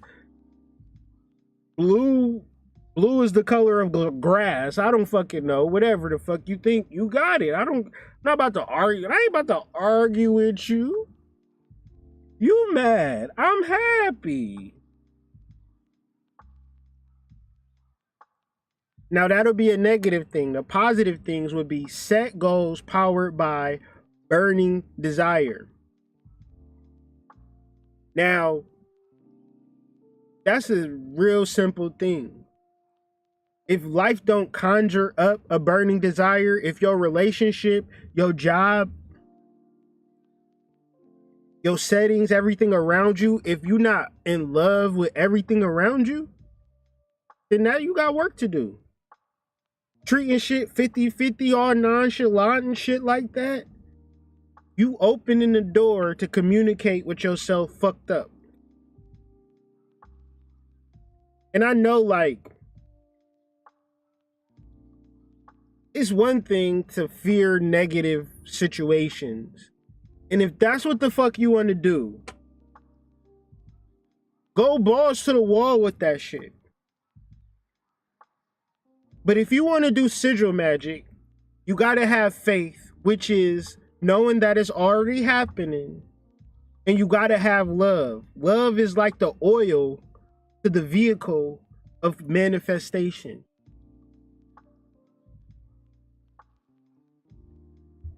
Visualization, physical preparation, disattachment, which would be another words of saying lust from results. Wanting something so bad and doing sigil magic at the same time is not sigil magic. And this is really the work. To be conceptual is utilizing your subconscious mind. So when you visualizing something, you're not wanting it, you're experiencing it. And the more that you experience things as being a magical person, as a magical being, you bring the energy into real life. See, y'all was visualizing baby hair and lace fronts, and now y'all visualized it into real life. Check. Y'all was thinking about baby hair for so long, and now you can't avoid it. Everywhere you go is baby hair and is lace fronts. Y'all brought that shit into real life. Now, when you communicate to your subconscious mind, you gotta be a real nigga and listen to what that nigga gotta say back. No, we ain't doing that. I don't want that.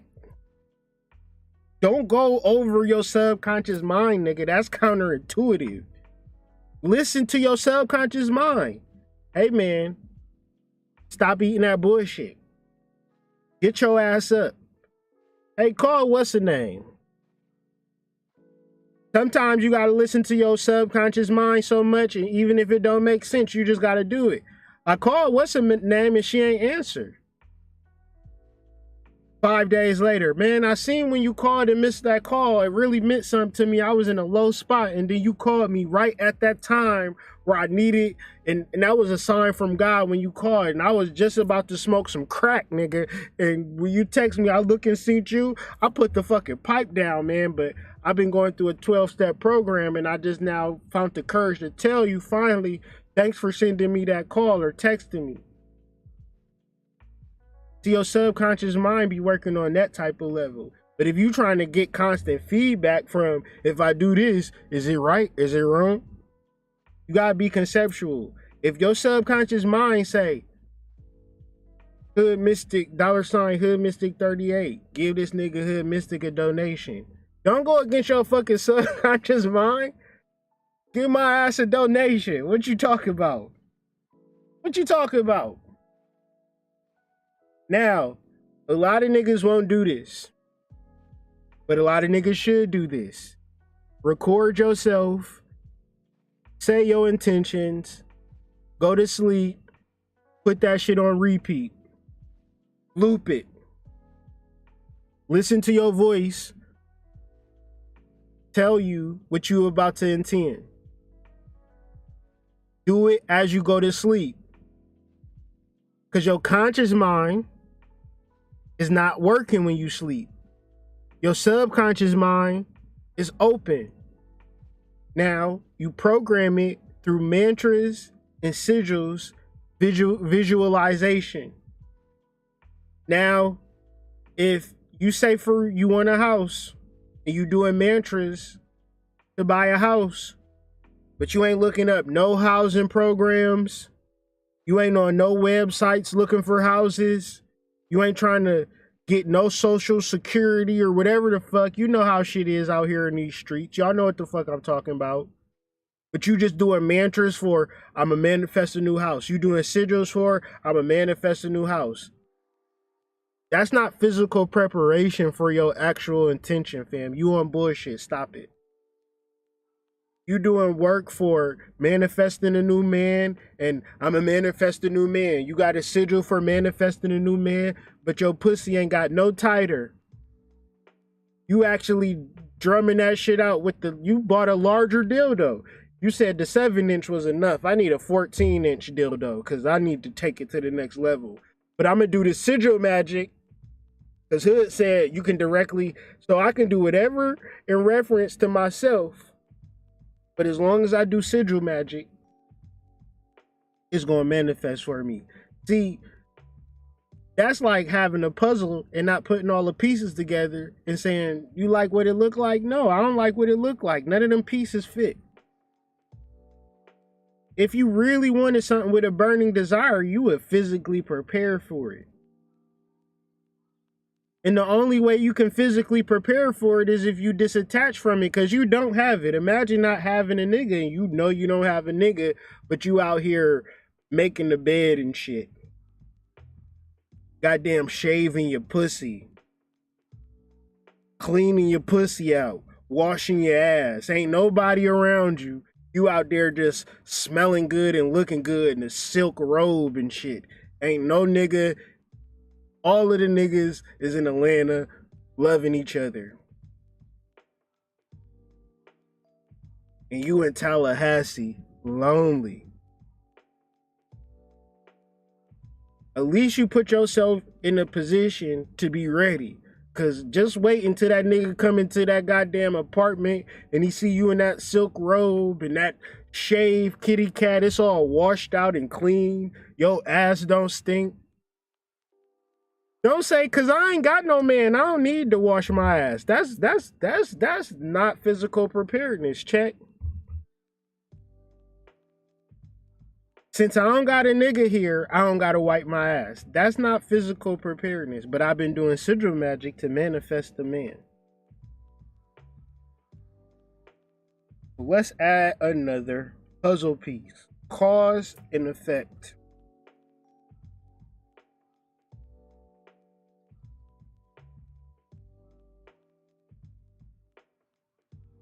Ain't no man here, so I don't need to clean my pussy out. When I get a man, I'll start cleaning my pussy out. That don't make sense. It just be acting like a nigga gonna come at any moment. So just keep my pussy clean all the time, hood? Even if ain't no nigga around? Even if all the niggas is in Atlanta, loving on each other? I just don't have no faith that I'ma find a good nigga, so I ain't gonna clean my pussy. I'ma wait. That's not making no sense to me. But if it makes sense to you, I ain't gonna argue with you. We will not be arguing. We is programming our subconscious mind. So, every effect that happens in your life is based upon a cause. Whether you know it or not. Why? Because we've been doing puzzle pieces. All symbols, conscious or unconscious, rule our lives. Words and images are equally and complementary opposite. So the cause and effects that happen in our lives is when we set the cause through word and image, we get the effect through word and image. We put in a puzzle piece together because input is an output. You know, I say to myself, I'm gonna write the greatest book on chakra books ever written a man, known a man ever.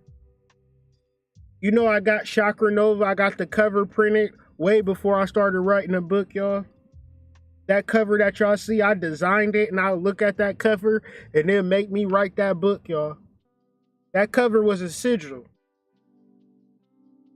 You understand me? I seen that cover. I said, oh, I gotta write a code ass. It gotta be a code ass book. You put a cover like that together, nigga. Goddamn.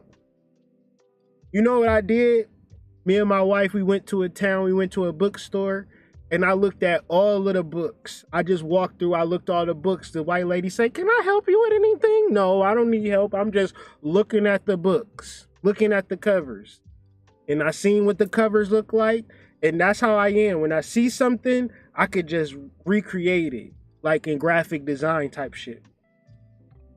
So I create the cover. I started writing that damn book the day I started writing that cover, because that cover was my sigil. That cover was my cause. The effects was the book written. Now, I have faith. I loved. When I was about 75% done, I started doing pre-orders for the damn book.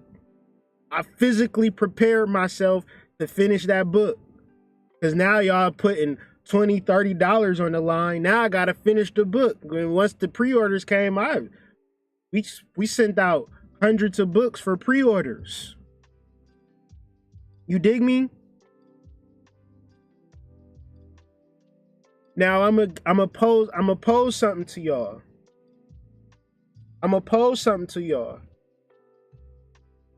What if I never did that shit? Would I have written a book? It's a simple thought, but really think, I could have stopped. It's stuff that I started and I stopped. There's plenty of shit that I've started and I stopped. It's easy to start something and stop some shit. But it's different when you involve in a lot of different pieces of the puzzle to create a larger picture. I had my wife involved. I had my audience involved. We was doing month for month talking about chakras and shit. I was completely committed to the idea of writing a book and putting a book out. And let's just read through this.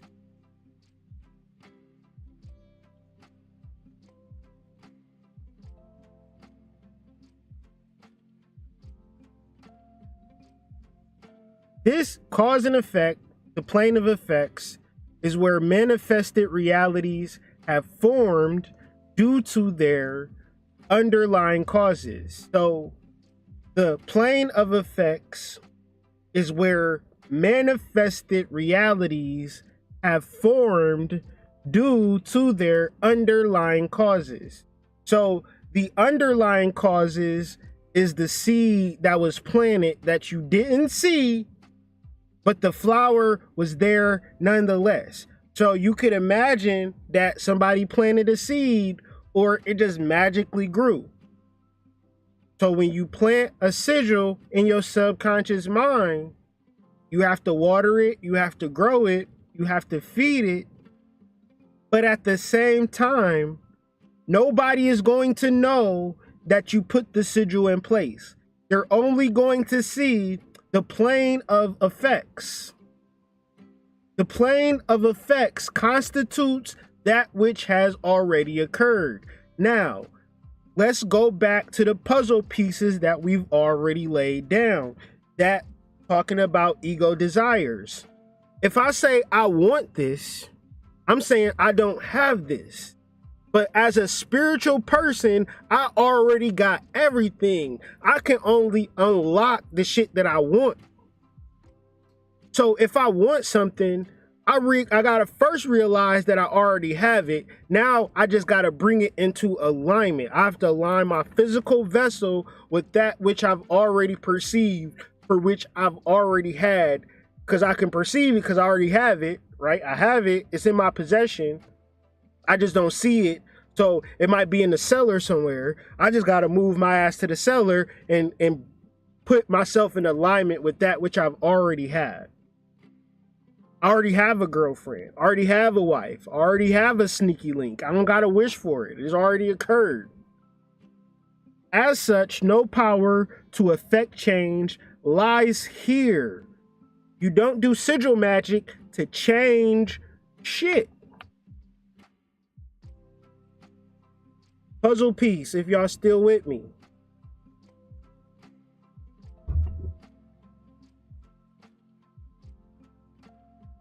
You don't have to change that which is already manifested.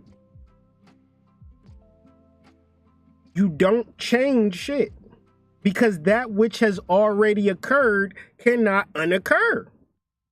If you already have it, you can't not have it.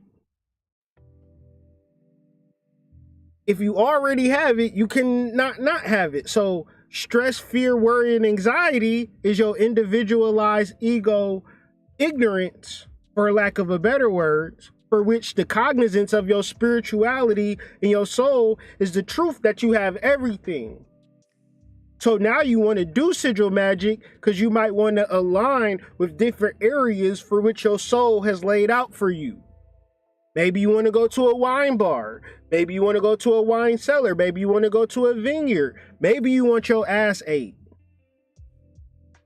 It's all different types of possibilities in the realms of that which has already happened. You've already gotten your ass ate. It cannot unoccur. Now, if you feel like you've never gotten your ass ate and you won't ever get your ass ate, that's a horrible reality for which you putting yourself into. You might want to experience that. That which is truth. Hold on. As such, no power to effect change lies here because that which has already occurred cannot unoccur. It has become that which is truth. Human consciousness seems to be trapped upon the plane of effects, meaning that humanity as a whole, right? Because you can look at the puzzle piece that we did with conceptual thinking. Nobody went to school and they said, Timmy, what's 2 + 2? Well, teacher, what if it's 8? I'm not saying that it's not 8, but I'm just saying, what if it is 8? Can we have a conceptual moment and can we all as a collective just ponder on what if it's 8? What if 2 + 2 is trees, teacher? I'm just saying, what if? Is there a possibility that 2 + 2 equals left knees? I'm just saying, what if? Since that never happened, we've never developed our ability to be conceptual. So when we talk about the law of cause and effect, where you're trying to say, oh, all I got to do is put a sigil on this and then manifest it on that. It's easy peasy, right? Well, why it ain't working for me? Human consciousness seems to be trapped upon the plane of effects, meaning that humanity as a whole remains ignorant of the underlying causes, which they themselves set into motion, which leads to self-inflicted suffering in their lives. I'm not in your world. Everything that you put forth is based upon the ways in which you communicate to your subconscious mind. You are the cause to all of the effects in your life. If you're in a situation that you don't like, you are responsible for it. The problem is when you're trying to look for motherfuckers to blame. You on the internet talking about how niggas ain't shit, and everybody getting around you like, these niggas ain't shit, girl. Oh, it's even worse. Oh, these women are the problem. These women do not listen to us anymore.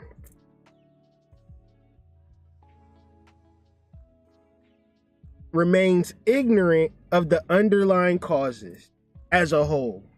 Okay?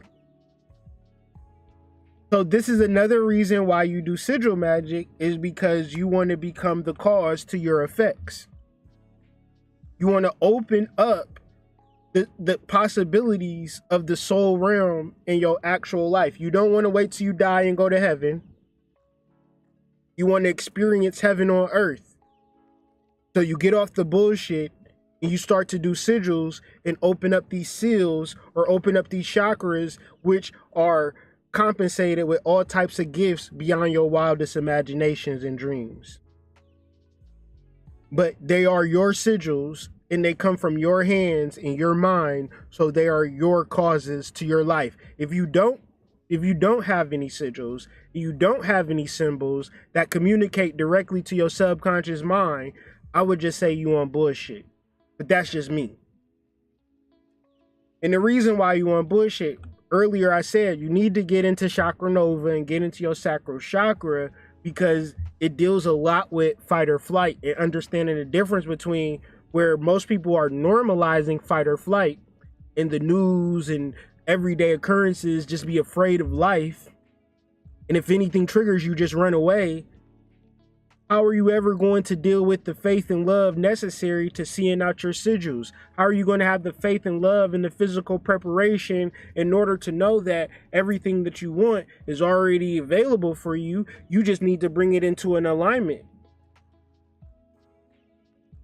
You can't be like that and be in fight or flight at the same time.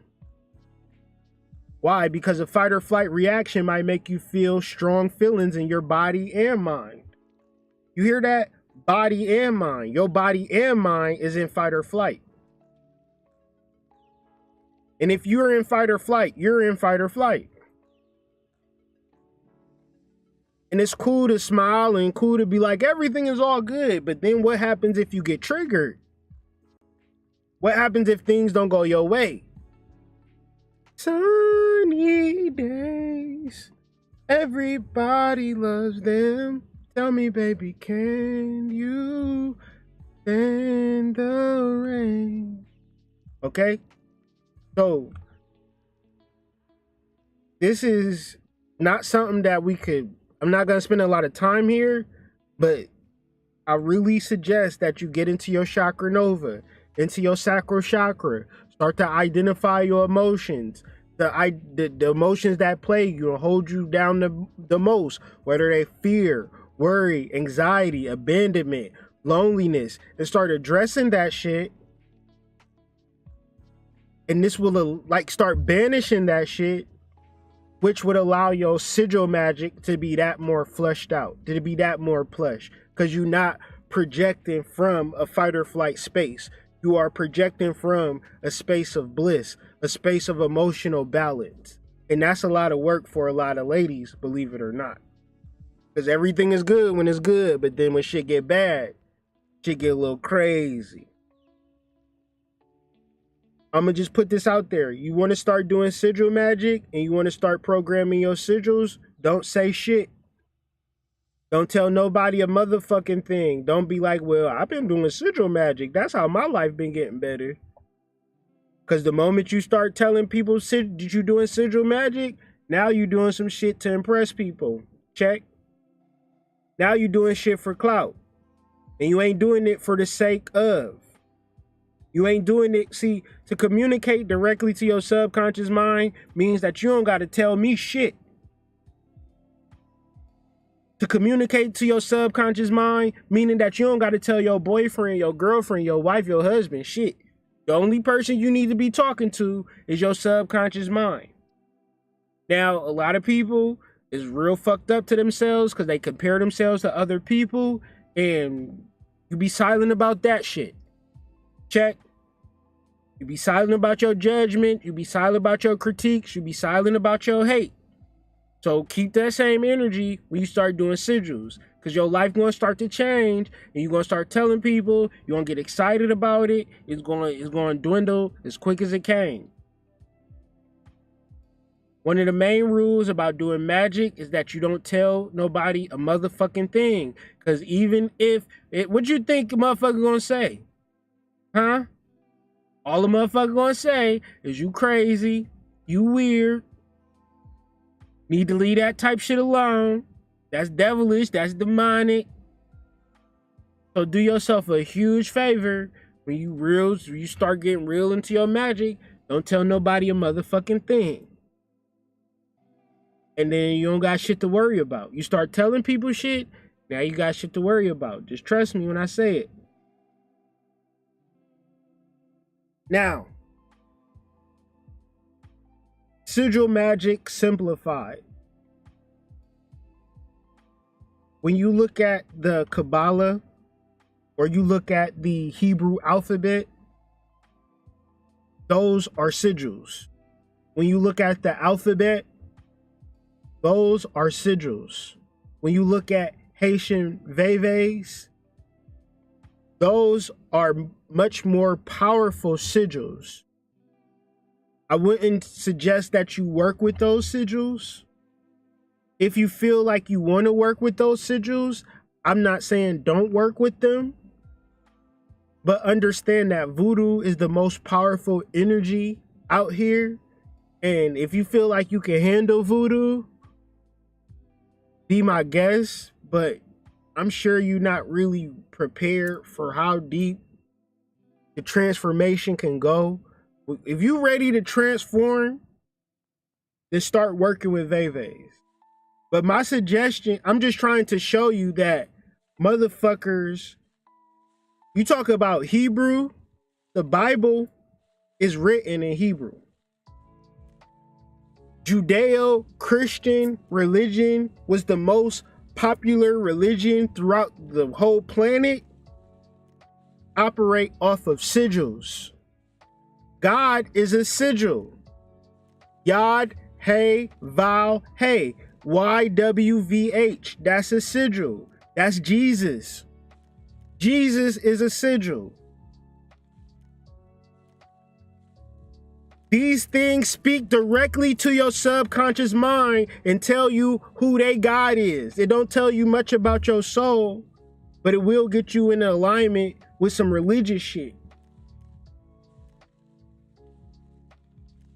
It's a reason that you can see Erzuli Frida Veve all over the place, because it speaks directly to your subconscious mind because it is a sigil.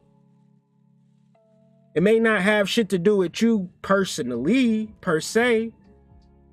It may not benefit you, per se. But when you talk about mind control, when you talk about having a whole bunch of human beings buy into a product, imagine Nike with no logo. This is all sigil magic. If Nike didn't kill it with the logo, they would not have the successful company like they do. It's a lot of flyer shoes than Nikes. But it is the sigil for which You know, these logos, how much they be worth. The Nike logo is worth more money than they have in print. Matter of fact, there is no the Nike logo is priceless because it is a sigil. And that's input equating to output. Now think about this when you create the logo for your business. Think about this when you create the intention for your sigil working. How deeply does it stick within your subconscious mind, and what does it represent for you, and how specific is it for you? You can do sigil magic with colors. You can say every time you see a pink shirt represents this. So when you out and about and you see a pink shirt, now your subconscious mind is now communicating to you, saying you in alignment. But now you speaking directly to your subconscious mind, and you charging the color pink with your intention, what it represents to you. Now, if I see a pink shirt, I'll just say that's a pink shirt. But when you see a pink shirt, it could represent the Virgin Mother Mary. I don't give a fuck. These niggas got voodoo dolls and vevés and sigils and alphabets, and niggas got a whole school system. College, nigga, off of sigils. Imagine going to school and you can't spell shit. Is that a puzzle piece? I think that's a puzzle piece.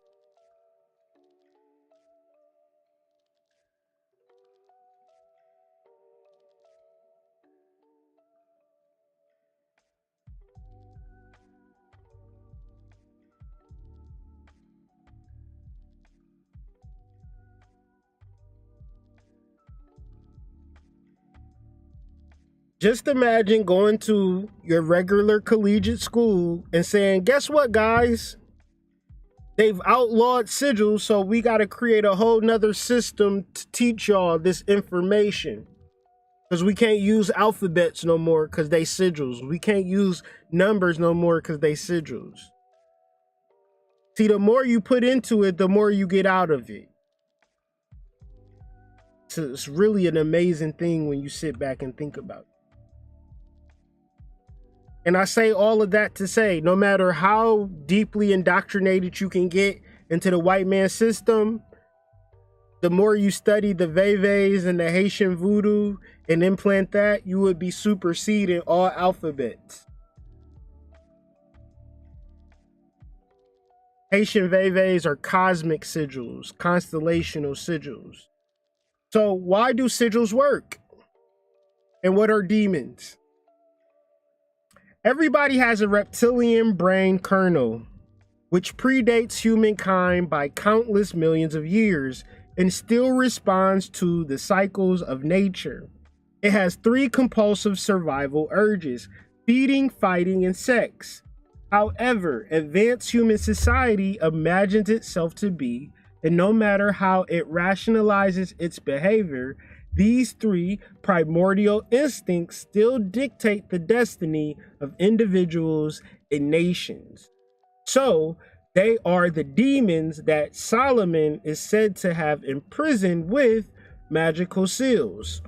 So, where we think sigils should be intention-based, and although they can be anything, sigils are good in helping you identify your weaknesses and helping you bind those weaknesses. And if that doesn't make sense, then you would need to understand what a sigil is. Wikipedia says the use of symbols for magical or cultic purposes has been widespread since at least the Neolithic era. The term sigil derives from the Latin sigillium, meaning seal. So think about a seal. A seal is something that keeps something closed or keeps something open. If it's sealed, it's closed. If it's unsealed, it's open. Sigil derives from the Latin sigillium. So this means seal. In medieval magic, the term sigil was commonly used to refer occult signs which represented various angels and demons which the practitioner might summon. So when you start to identify certain aspects within your character, certain symbols that resonate with your subconscious mind, you could then utilize these symbols and sigils in your everyday waking life. An example would be the color pink. The color pink to me is just the color pink, but if you charge it with the particular energy or entity, now the color pink means something completely different. The magical training books called grimoires.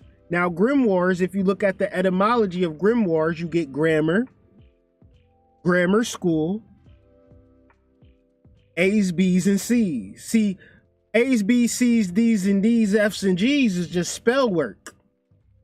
And the spell work is composed of sigils called the alphabet.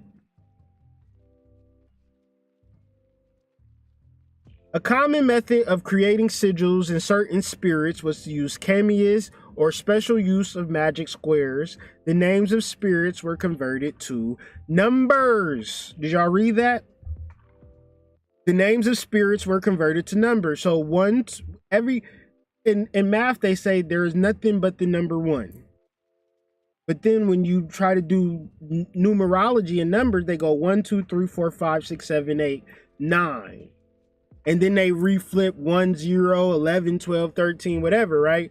They don't call it 1E1 or 1E2 and 1E3. They say 13, 14, 15, right? But then they go 20, 21, 22, right? Because each number is a spirit. If you go to Chinese and they do numbers, it's a completely different name and phonetic correspondence. So Americans or English people have a completely different spiritual understanding in reference to the language or the logos and the numbers, the book of numbers, numerology. But this is all spiritism. This is all demonology. This is all to fuck up your mind to keep you in a space where it's all words and no symbols. So you couldn't even conceptualize that the number 2 is a demon. The number 3 is a demon. The number 4 is a demon. These are just numbers, but there is only one number. You see, I'm on a fucking wonderful ass laptop. I'm telling you, this laptop is fucking amazing. And everything that this laptop does, it operates off of 2 numbers. You know what those 2 numbers are? 1 and 0. How this fucking laptop so fucking amazing and it don't even got a fucking 2 associated with it? Because there's no need for 2, because 2 is fucking a demon. 3 is a demon. A, B, C, D, E, F, G are all demons. Why? Because we can live our life conceptually. That's water, I need to drink it to live. That's food, I need to drink it to live. That's shelter, I need to keep that from me so I don't get the rain. I need to keep a coat on me. You think ain't nobody stupid enough to not put on a coat when they cold, to get under the fucking blanket when they cold, to cut on the AC when they warm? See, but if you start putting words and numbers and all of this type of shit, you can't even do basic computation. You couldn't even run a computer off a human brain. What the fuck is a 7? I can't even open Internet Explorer with a number 5. Okay? So now, to reduce this back to sigils, sigil is just a seal. The cause of law, we doing puzzle pieces now. The cause of law and effect says that everything has already happened. So if I do a sigil for something that I want to happen, that's like me building a house that's already built. And I got the keys to it and everything. I got the keys, I got fucking furniture that I bought for it. And then I'm gonna just say, you know what? I want to build a house. But I don't know how to build a house. But I got keys to this house that I'm gonna live in. Who the fuck gonna ever do that?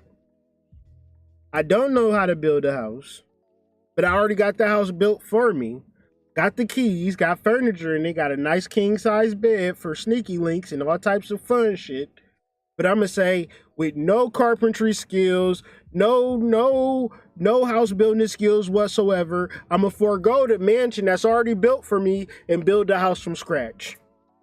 That's when you start to try to do a sigil to manifest some shit. It's already manifested for you. Now, if you don't realize who you are, that's a whole nother thing. You have the ability to access the goddess. What is the goddess? Conceptual thought. That which just is. The holistic understanding. Your mama whooped your ass, but you know your mama ain't hate you. You know you fucked up. So you take that ass whooping. That's holistic. The word sigil has a long history in Western magic. The members of the Golden Dawn were perfectly familiar with it, combining the letters, the colors, what I say, the colors, the letters, the colors, the attributions. Hey, you need your shit in order. Well, what letters is I supposed to use? I don't give a fuck. Use some letters. Well, what colors is I supposed to use? I don't give a fuck. Use some colors. The attributions and their synthesis. So, what do these letters mean? I don't know. You got to make that shit up. If you see an A and a B, and you combine the A and the B, and it create a symbol, and you don't know what the fuck that is mean, I don't know what it mean either. You need to figure out its attributions and their synthesis. So when you see the color pink, that means it's time to twerk. Every time you see the color pink, it's time to twerk. And the time you see the color pink, you start to twerk. And there go Meek Mill just driving by and seeing you twerk. He like, damn, girl, I ain't never seen nobody twerking like that. I'm going to put you in my new video called Twerk. I'm about to go shoot it right now. Just hop in the back. And now you fucking Instagram famous. But it all happened because you set the cause in your life that whenever you see pink, you just start twerking. And now it ain't make no sense for you to be walking down fucking goddamn, what's the famous street in Philly? Walking down fucking North End or some shit and just start fucking twerking for no reason.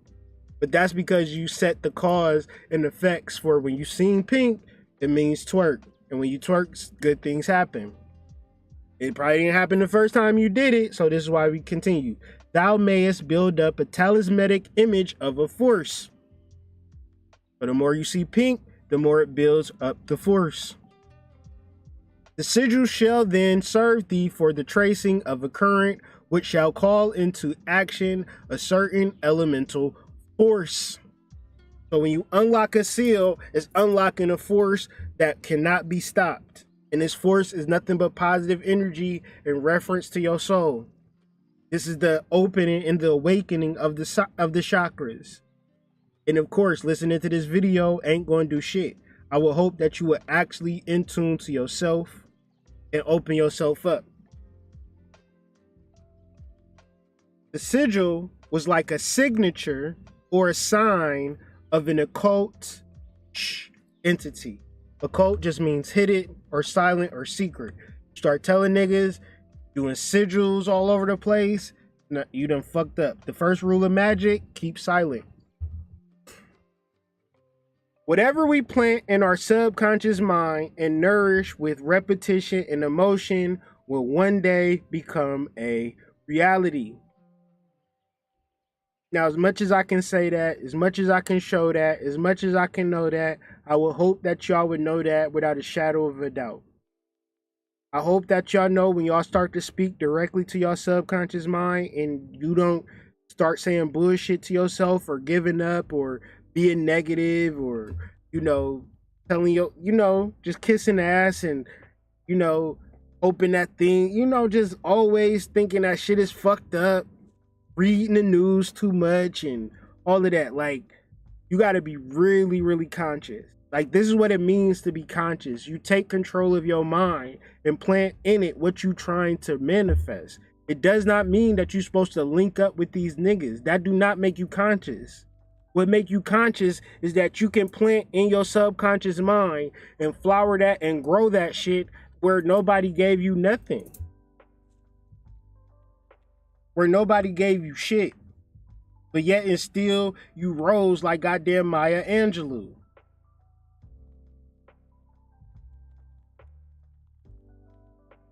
That's what it means to be conscious. And here it is, you thinking because you don't got money, because you don't got enough time, because you don't got enough friends, and you feel like it's something wrong with you, and a nigga will play into it.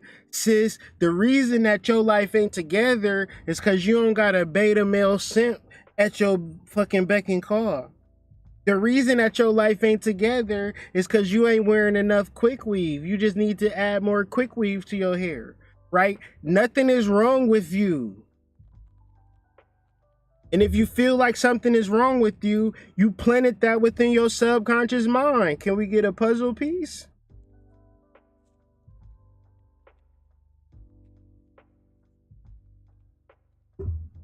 Nothing is wrong with you. You planted bullshit within your subconscious mind, and now it's coming home to reap. Don't think that a conscious nigga is going to bail you out. Bail yourself out. Bail yourself out by planting in your subconscious mind the shit for which you trying to manifest and live in. With repetition and the proper emotion. If it's bitchy ass attitudes, motherfuckers can kiss your ass, and then motherfuckers start treating you the same way that you treating everybody else, and now it's a motherfucking problem.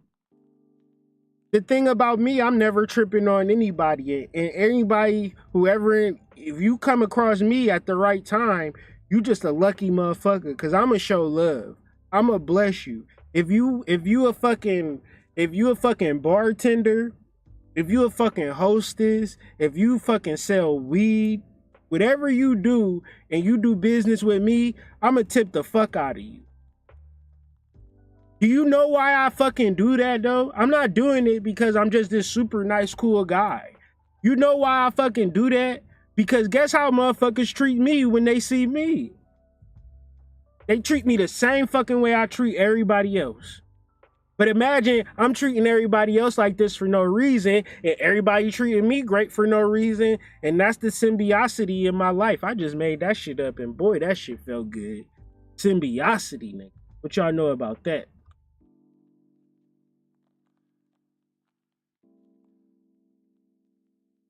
Disclaimer.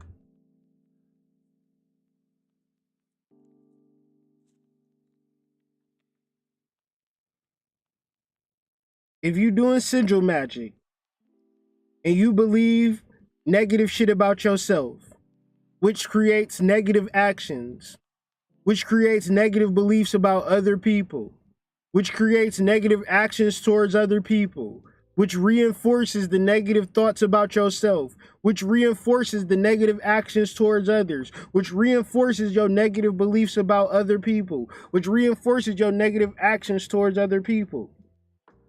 That's your life. So the first step I would suggest was, how do you think about yourself? How do you treat people? Do you go the extra mile for people? Do you help people? Are you a benefit for a motherfucker, or is you a drain to a motherfucker? Do you get tired of helping people? Well, guess what? Motherfuckers get tired of helping you. Motherfuckers will get tired of helping you. See, I don't get tired. I wake up every day fucking pumped up that I know I'm about to help people. I know somebody going to tell me throughout the day how I've improved their life tremendously. Because I existed, they feel a betterment. This young white couple that I be talking to all the time, I seen them a couple weeks ago. There's like, hey, we got engaged. We just wanted to tell you we got engaged. Because they know ever since they've been coming around me, I've been just boosting up their relationship. They just been falling deeper and deeper in love. This is over a month's time, and they now engaged to get married, and they experiencing real love. See, I don't give a fuck. If you white, black, Puerto Rican, Chinese, if you got somebody in your life that you really love, that's the goal. How you treat your wife, how you treat your girlfriend, that's the matters. How you treat your husband, how you treat your boyfriend. Because this is the magic. Y'all want to treat people like shit, not treat people like nothing. Act like people don't exist. Act like everybody owe you some shit. Wait for motherfuckers show up to your door and then want to do magic. You could do a lot better. Your magic would be so much more effective if you operated in faith and love. Faith, love, trust.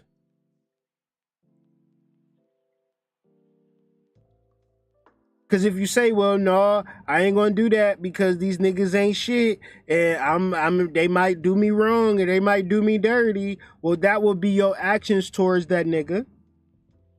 And since you treat him bad, your beliefs towards him is gonna be bad. And since he feel like you doing him bad and you feel like he deserves to be doing bad, he gonna be doing bad towards you. And since he ain't gonna be treating you like a queen, you gonna start be feeling like, well, what's wrong with me? Why he ain't treating me good? It's a vicious loop and a vicious cycle that if you don't deal with this before you start dealing with your sigil magic or anything else spiritual, trust me, I done been in this shit for a long ass time. And when I say motherfuckers can kiss my ass, this is what I mean. I'm not being an interference or interference to a nigga's self-fulfilling prophecy based upon how he feel about his goddamn self. Ain't no sense in me telling you how spiritual you are and how great you are when you telling yourself that you ain't shit. Cause I can't beat that. That's a royal flush and all I got is a fucking pair. As much as I can boost you up and tell you that you are great and you the fucking reincarnation of goddamn King Tut, if you just say you an ancient ass nigga and girls don't like you because your dick ain't that big or you're kind of fat or you're kind of skinny or you're kind of short or you're too tall or your shoes ain't that fucking nice, you a self-fulfilling prophecy. And it's nothing that the spiritual community can do for you. Nothing that sigil magic can do for you. At a certain point, you got to have the faith and love and trust of the soul work to say, because I'm doing this, this is my solution. Because I'm meditating, this is my solution. Because I'm doing the sigil work, this is my solution. Because I'm consistent, this is my solution. Because I feel better about myself, this is my solution. And being consistent in that.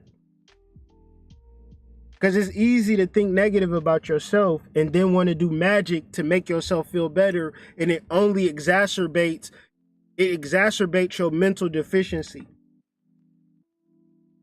And that's the real. That's the real.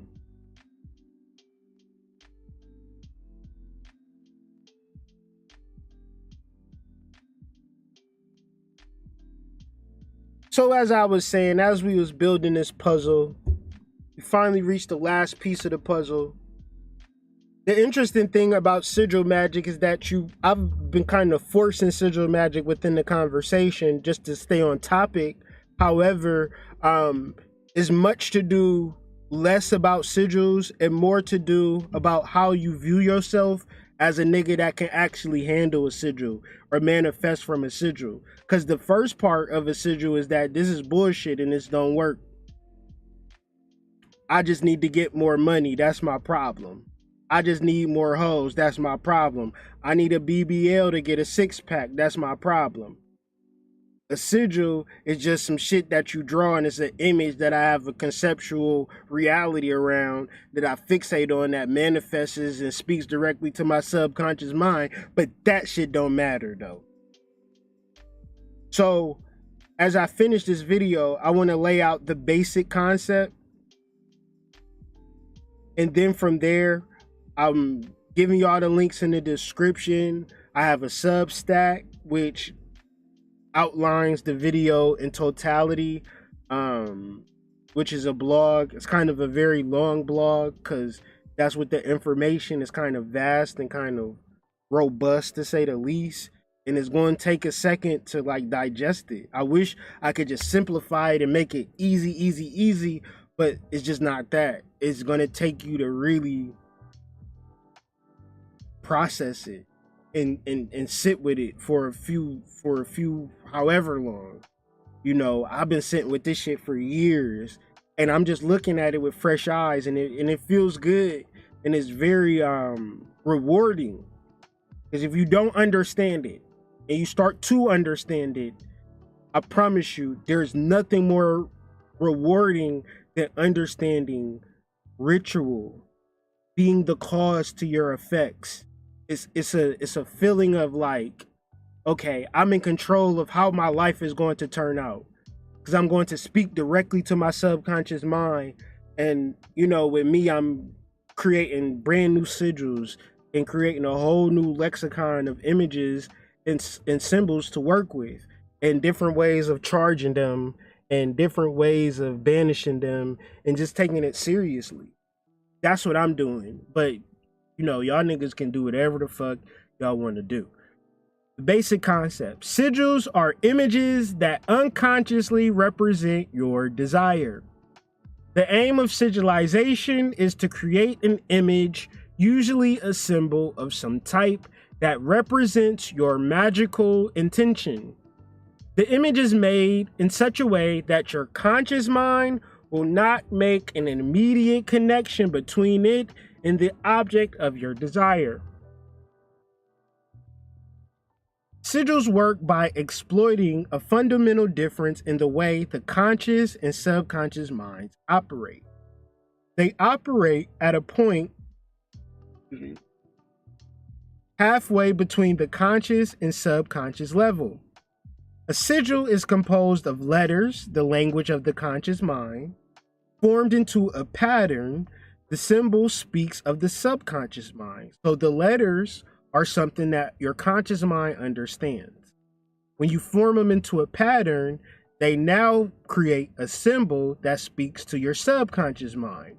So a sigil is best when it uses letters and form them into a pattern or a symbol that your subconscious mind can recognize and compute. In this way, a sigil allows the conscious desire to enter the subconscious mind, where it can tap into the powerhouse of magic. Sigils hover between the two realms, opening a channel between the rational, logical mind of the mundane reality and the symbolic, magical realm of the subconscious. When a sigil has thus been cast, it has then forgotten. Forgetting what you just did can often be the hardest part of the process, right? This is not no easy thing to just, whatever. Because how you going to do something with high intention and forget it at the same time? You got to figure that part out. And that's really what the work is in understanding sigil magic. Because if you're thinking about the sigil and you're thinking about what you want all the time, then you're probably not experiencing it. Because if you experiencing it and not thinking about it. Magic works when the subconscious is left alone to do its job. The sigil floats away from the conscious awareness and into the depths of the subconscious. As long as you do not dwell on the intention, whenever it pops up into normal consciousness, a problem term must result. It should not matter too much. In other words, you need to forget what you want in order for the subconscious to get to work on your desire.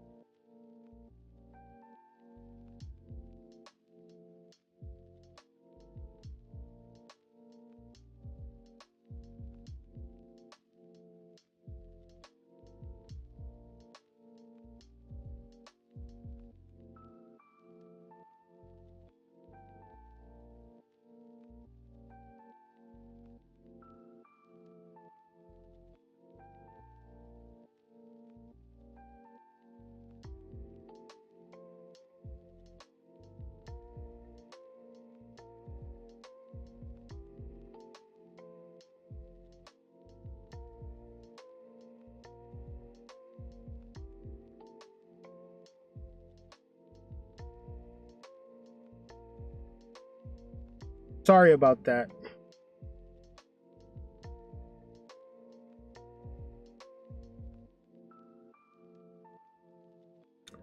But yeah, sorry for the muting. Trying to think back what I was even saying.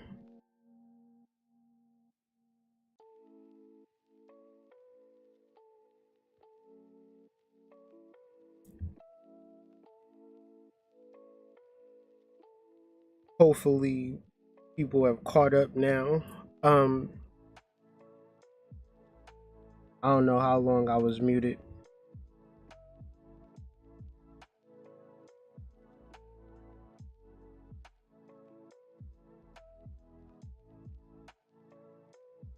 Let's do this.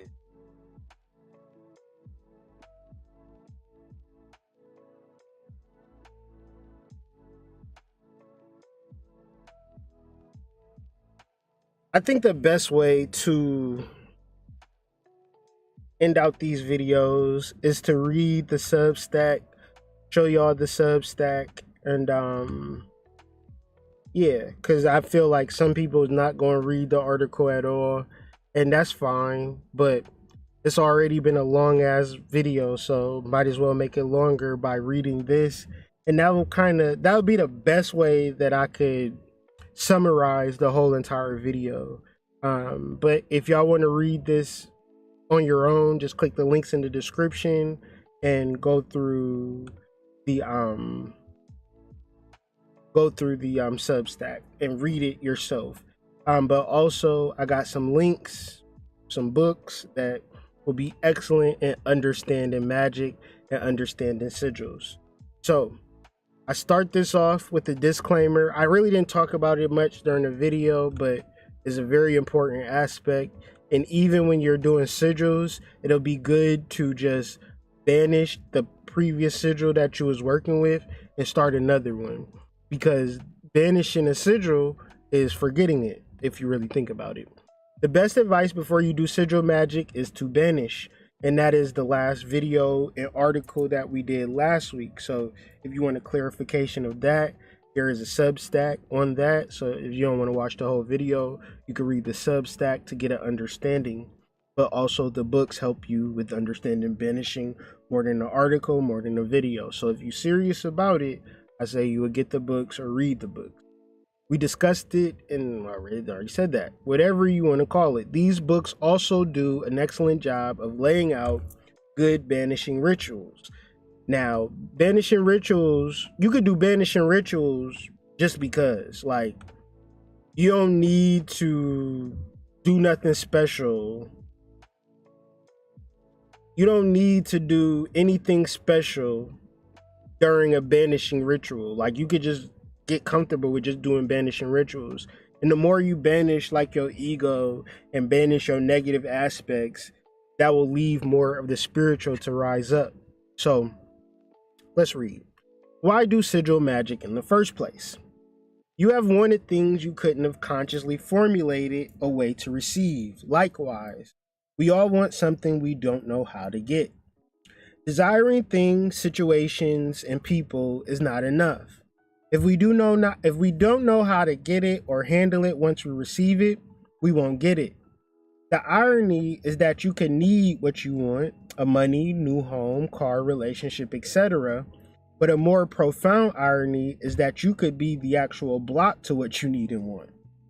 Sigil magic bypasses our conscious blocks and goes straight to our subconscious mind and assists us spiritual beings with our wants and needs at a magical causal level. Why is wanting something not enough? This thing called mind chatter, where you will go back and forth with yourself in your mind all day.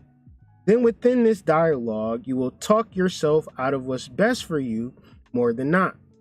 If your mind talk was beneficial, you would have what you would have what you want without wanting it. So the first step is knowing you can't control mind chatter, you must bypass it. Lust for results and fear of failure conflict with your original desire, want, and need. Since wanting something and not getting it will make your magical process feel like a failure, Also, when you desire something so tangible, you may focus on the outcome and not what it takes to receive it. Sigil magic may sound contradictory, but you have not to want what you want so bad to get it, which explains why simply wanting something is not enough. You have to be strong enough to release it to allow it to come to you and integrate into your reality. The subconscious mind is not the problem. The conscious mind is more than not on BS. The conscious mind is the carriage. The subconscious is the horse. The conscious mind is the boat. And the subconscious is the water. Checking to see if y'all can hear me. You can never put the carriage before the horses, nor can you fill a boat with all of the ocean water. You must banish all superior and inferior elements of the ego so your ego can be a willing participant to your magic and not a disruptor. Conceptual thinking. When you think conceptually, you are disrupting your train of thought, which is a bunch of random thoughts leading you nowhere, and replacing it with spiritual concepts. Your mind can speak words to you or give you intuition and strong feelings. When you can bypass the words and symbols of the world and tap into the vast ocean of personal feelings and intuition, your sigil magic becomes that much more effective. Sigils combine symbols and feelings which direct the subconscious mind to create that reality for you. If this sounds far-fetched or too difficult, you're already doing it. Sigil magic brings control to what you're manifesting as opposed to randomly creating a life you don't enjoy. Ego desires.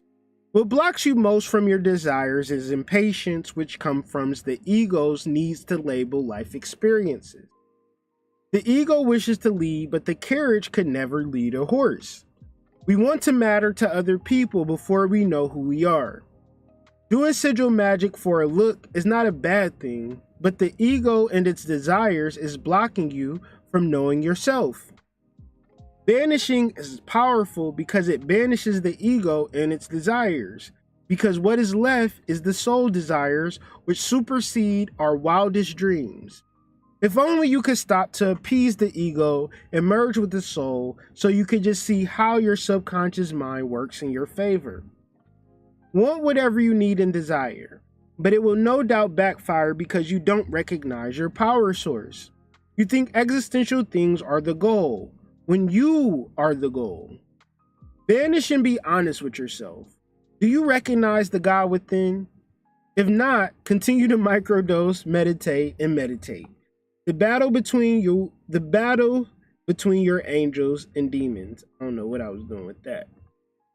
Symbols and why we don't understand them. Holistic, synchronistic, purposeful, and valid experiences are feminine. On the other hand, linear, rational, minimal, and analytical thinking are masculine. As a human being, you have a masculine and feminine nature in balance, but society leans towards masculine being right. So we spend our whole lives being right and not balanced. Saying the right thing is not a skill most possess. Most of us feel and know, but that part of our being is rarely celebrated and primarily hidden. Telling your subconscious to work on your true desires is why sigil magic takes practice, because you are using a muscle seldom used, which is a shame. After all, feminine nature is essential for successful magical outcomes.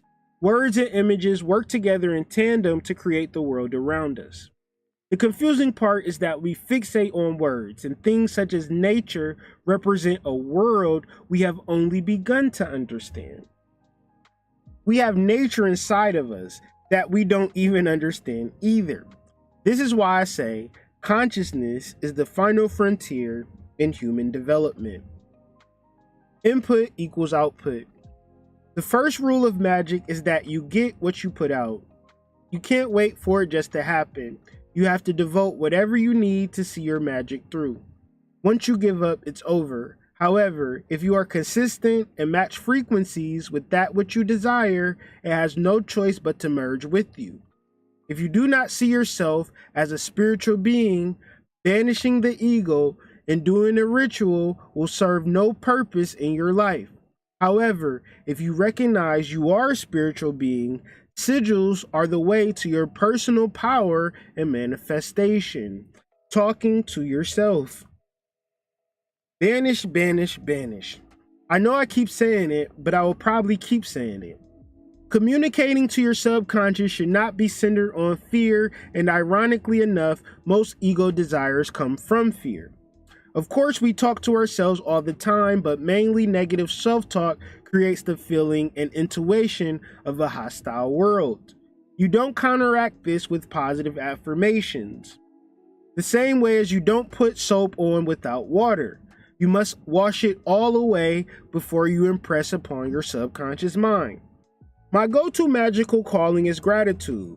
So whatever I manifest from this sigil or working, I will be grateful for it. However, if you want something specific, lust for results and fear of failure come next. So good luck. Talk to yourself in concepts that represent your burning desire. Then make or associate a symbol with that burning desire. Finally, keep a magical journal to document the results and progress of your work. Choose concepts such as wealth, romantic love, familial love, business success, gratitude, and housing, just to name a few. The law of cause and effect. Every cause has its effect, and every effect has its cause. Everything happens according to law. Chance is but a name for a law not recognized. There are many planes of causation, but nothing escapes the law. If you have the negative self-talk, that is your cause to the effects of your life. It may sound corny to pump yourself up, but it may be the only thing to keep you sane in insane times. Wishing for things doesn't work with sigil magic because what you want has already happened, and all you want is to receive what you already have. Everything that has happened has a cause by someone or something at a distant place. So when you do your sigil magic, that will be your cause to whatever effects you seek. Accepting all your soul has for you is the goal, while wishing for things that you don't have creates more things that you don't have. Being the cause of your life may seem difficult if you spend all your time looking at the effects of humans who don't realize that you must be the cause in your life. You must not be ignorant of the fact that everything you desire starts and ends with you. Number 1, know yourself, or else there is no reason to do magic. You are a spiritual being. Number 2, banish all parts of the ego. Number 3, create a sigil or work with a symbol. Number 4, fixate this symbol within your mind and reflect on it as often as possible. Number 5, do not focus on what this sigil means, but focus on it for the sake of the symbol itself. Number 6, your attention to your personal sigil will be the cause to whatever effects you wish to desire. Sounds too good to be true. Most of us do not ground nor activate our sacral chakras. So the result is that we live our lives in a fight or flight subconsciously. For most of your life, you have been programming yourself with what will happen if something bad will happen. And this has been the cause to your spiritual development, something bad. For sigil magic to work effectively, you must realize that you don't know what you want. Most of what you want results from ego, fear, and the avoidance of something terrible. However, when you are ready to open up to your soul, everything you didn't even know you wanted is now available to you. If working with sigils sounds good to be true, 1, keep silent about your workings and write in a journal or diary about your progress. 2, you must not bring people into your magical workings. 3, you must learn to speak to your subconscious mind through writing and feelings. What is a sigil? Sigil is Latin for seal. The word seal can be confusing until you realize everything you want you already have. And if you can't see it, It's because it's sealed away. So sigil magic is you opening the seal to your greatest spiritual gifts. In Hebrew mythology, sigils were angels and demons. Solomon held 72 demons in his rings, while demons got identified as sigils. John Dee got shown by angels the Enochian language, mantras, and sigils that don't make sense to the conscious mind. However, when you look at the strength of the Bible in Great Britain, it is safe to say that the cause of these glorious institutions were sigils. There are many standard methods of creating sigils, such as magic squares, combining all the letters in command to create a sigil, or simply making something up. What comes from the unconscious mind has some truth to it, and as we begin to probe our unconscious, we will find truths that will lead us down our own righteous path. The basic concept of sigil magic and the conclusion. If you choose not to be a cause in your life, you will continue to live in a set of random occurrences and will lack control of your life. Sigils are images that unconsciously represent your desire. The goal of working with sigils is to create an image that represents your intention. However, the image should not be direct, as to bypass the conscious mind and go straight to the subconscious mind. An example would be if you want a car and doing a sigil for a car. That's not bypassing the conscious mind. That is triggering the conscious mind because it's looking at a car and wants a car, and it's not speaking directly to the subconscious mind. It's letting the subconscious mind know that it doesn't have a car, so it's creating more of you not having a car. A sigil you create will work because your subconscious mind works differently than your conscious mind. If you say 1 plus 1 equals 2, your conscious mind knows that that's right. So when you manifest from a subconscious level, it works in the same way. 1 plus 1 equals 2. The subconscious is the horse to your conscious mind's carriage. You will surely get there by telling your horses how to get to your destination. However, trying to pull your horses to your destination will be an almost impossible and useless feat. Once you give your horses a destination, it's not essential to constantly affirm that you are going the right way. You have to trust and enjoy the ride as you lead to your destination at a certain point. As long as you do not dwell on your attention, you can trust that it is coming into manifest. You will feel good about your manifestations and breakthroughs, proving that sigils actually do work. Magic works when the subconscious is appropriately programmed and left alone to work. So either you do not trust or do not know how to do magic. But this is why I wrote this long ass article, blog, grimoire, or whatever you call it. So, if this helped you understand sigil magic a little bit better before I get off of here, can we please get some puzzle pieces in that?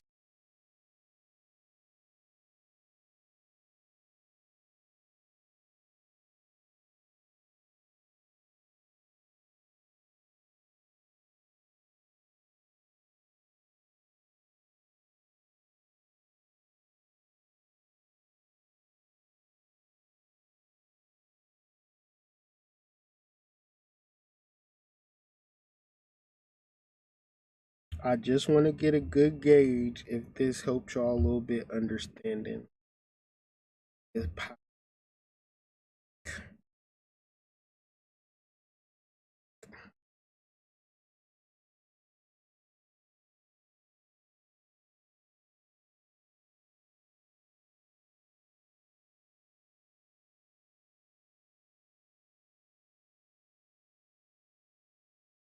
Good to know. Good to know, man. I'm happy that y'all were able to learn and get a little bit of something out of this, but trust and believe that this is only a small piece of the work. The majority of the work is going to be done by you in programming your sigils and creating your sigils and putting the effort in your sigils and letting them speak to you in the way that they're supposed to. Very inspired and very happy for you guys that you're here and we're all learning together and we're stepping up our spiritual development in a world of mumbo jumbo and friendships and shit. And we got a group of people that's really interested in doing this work and gaining this gnosis for themselves. So with that being said, man, I'm glad that y'all were here to share this video with me and the people who watch this video post live. I hope you gained something from it. And now it's time to do the work.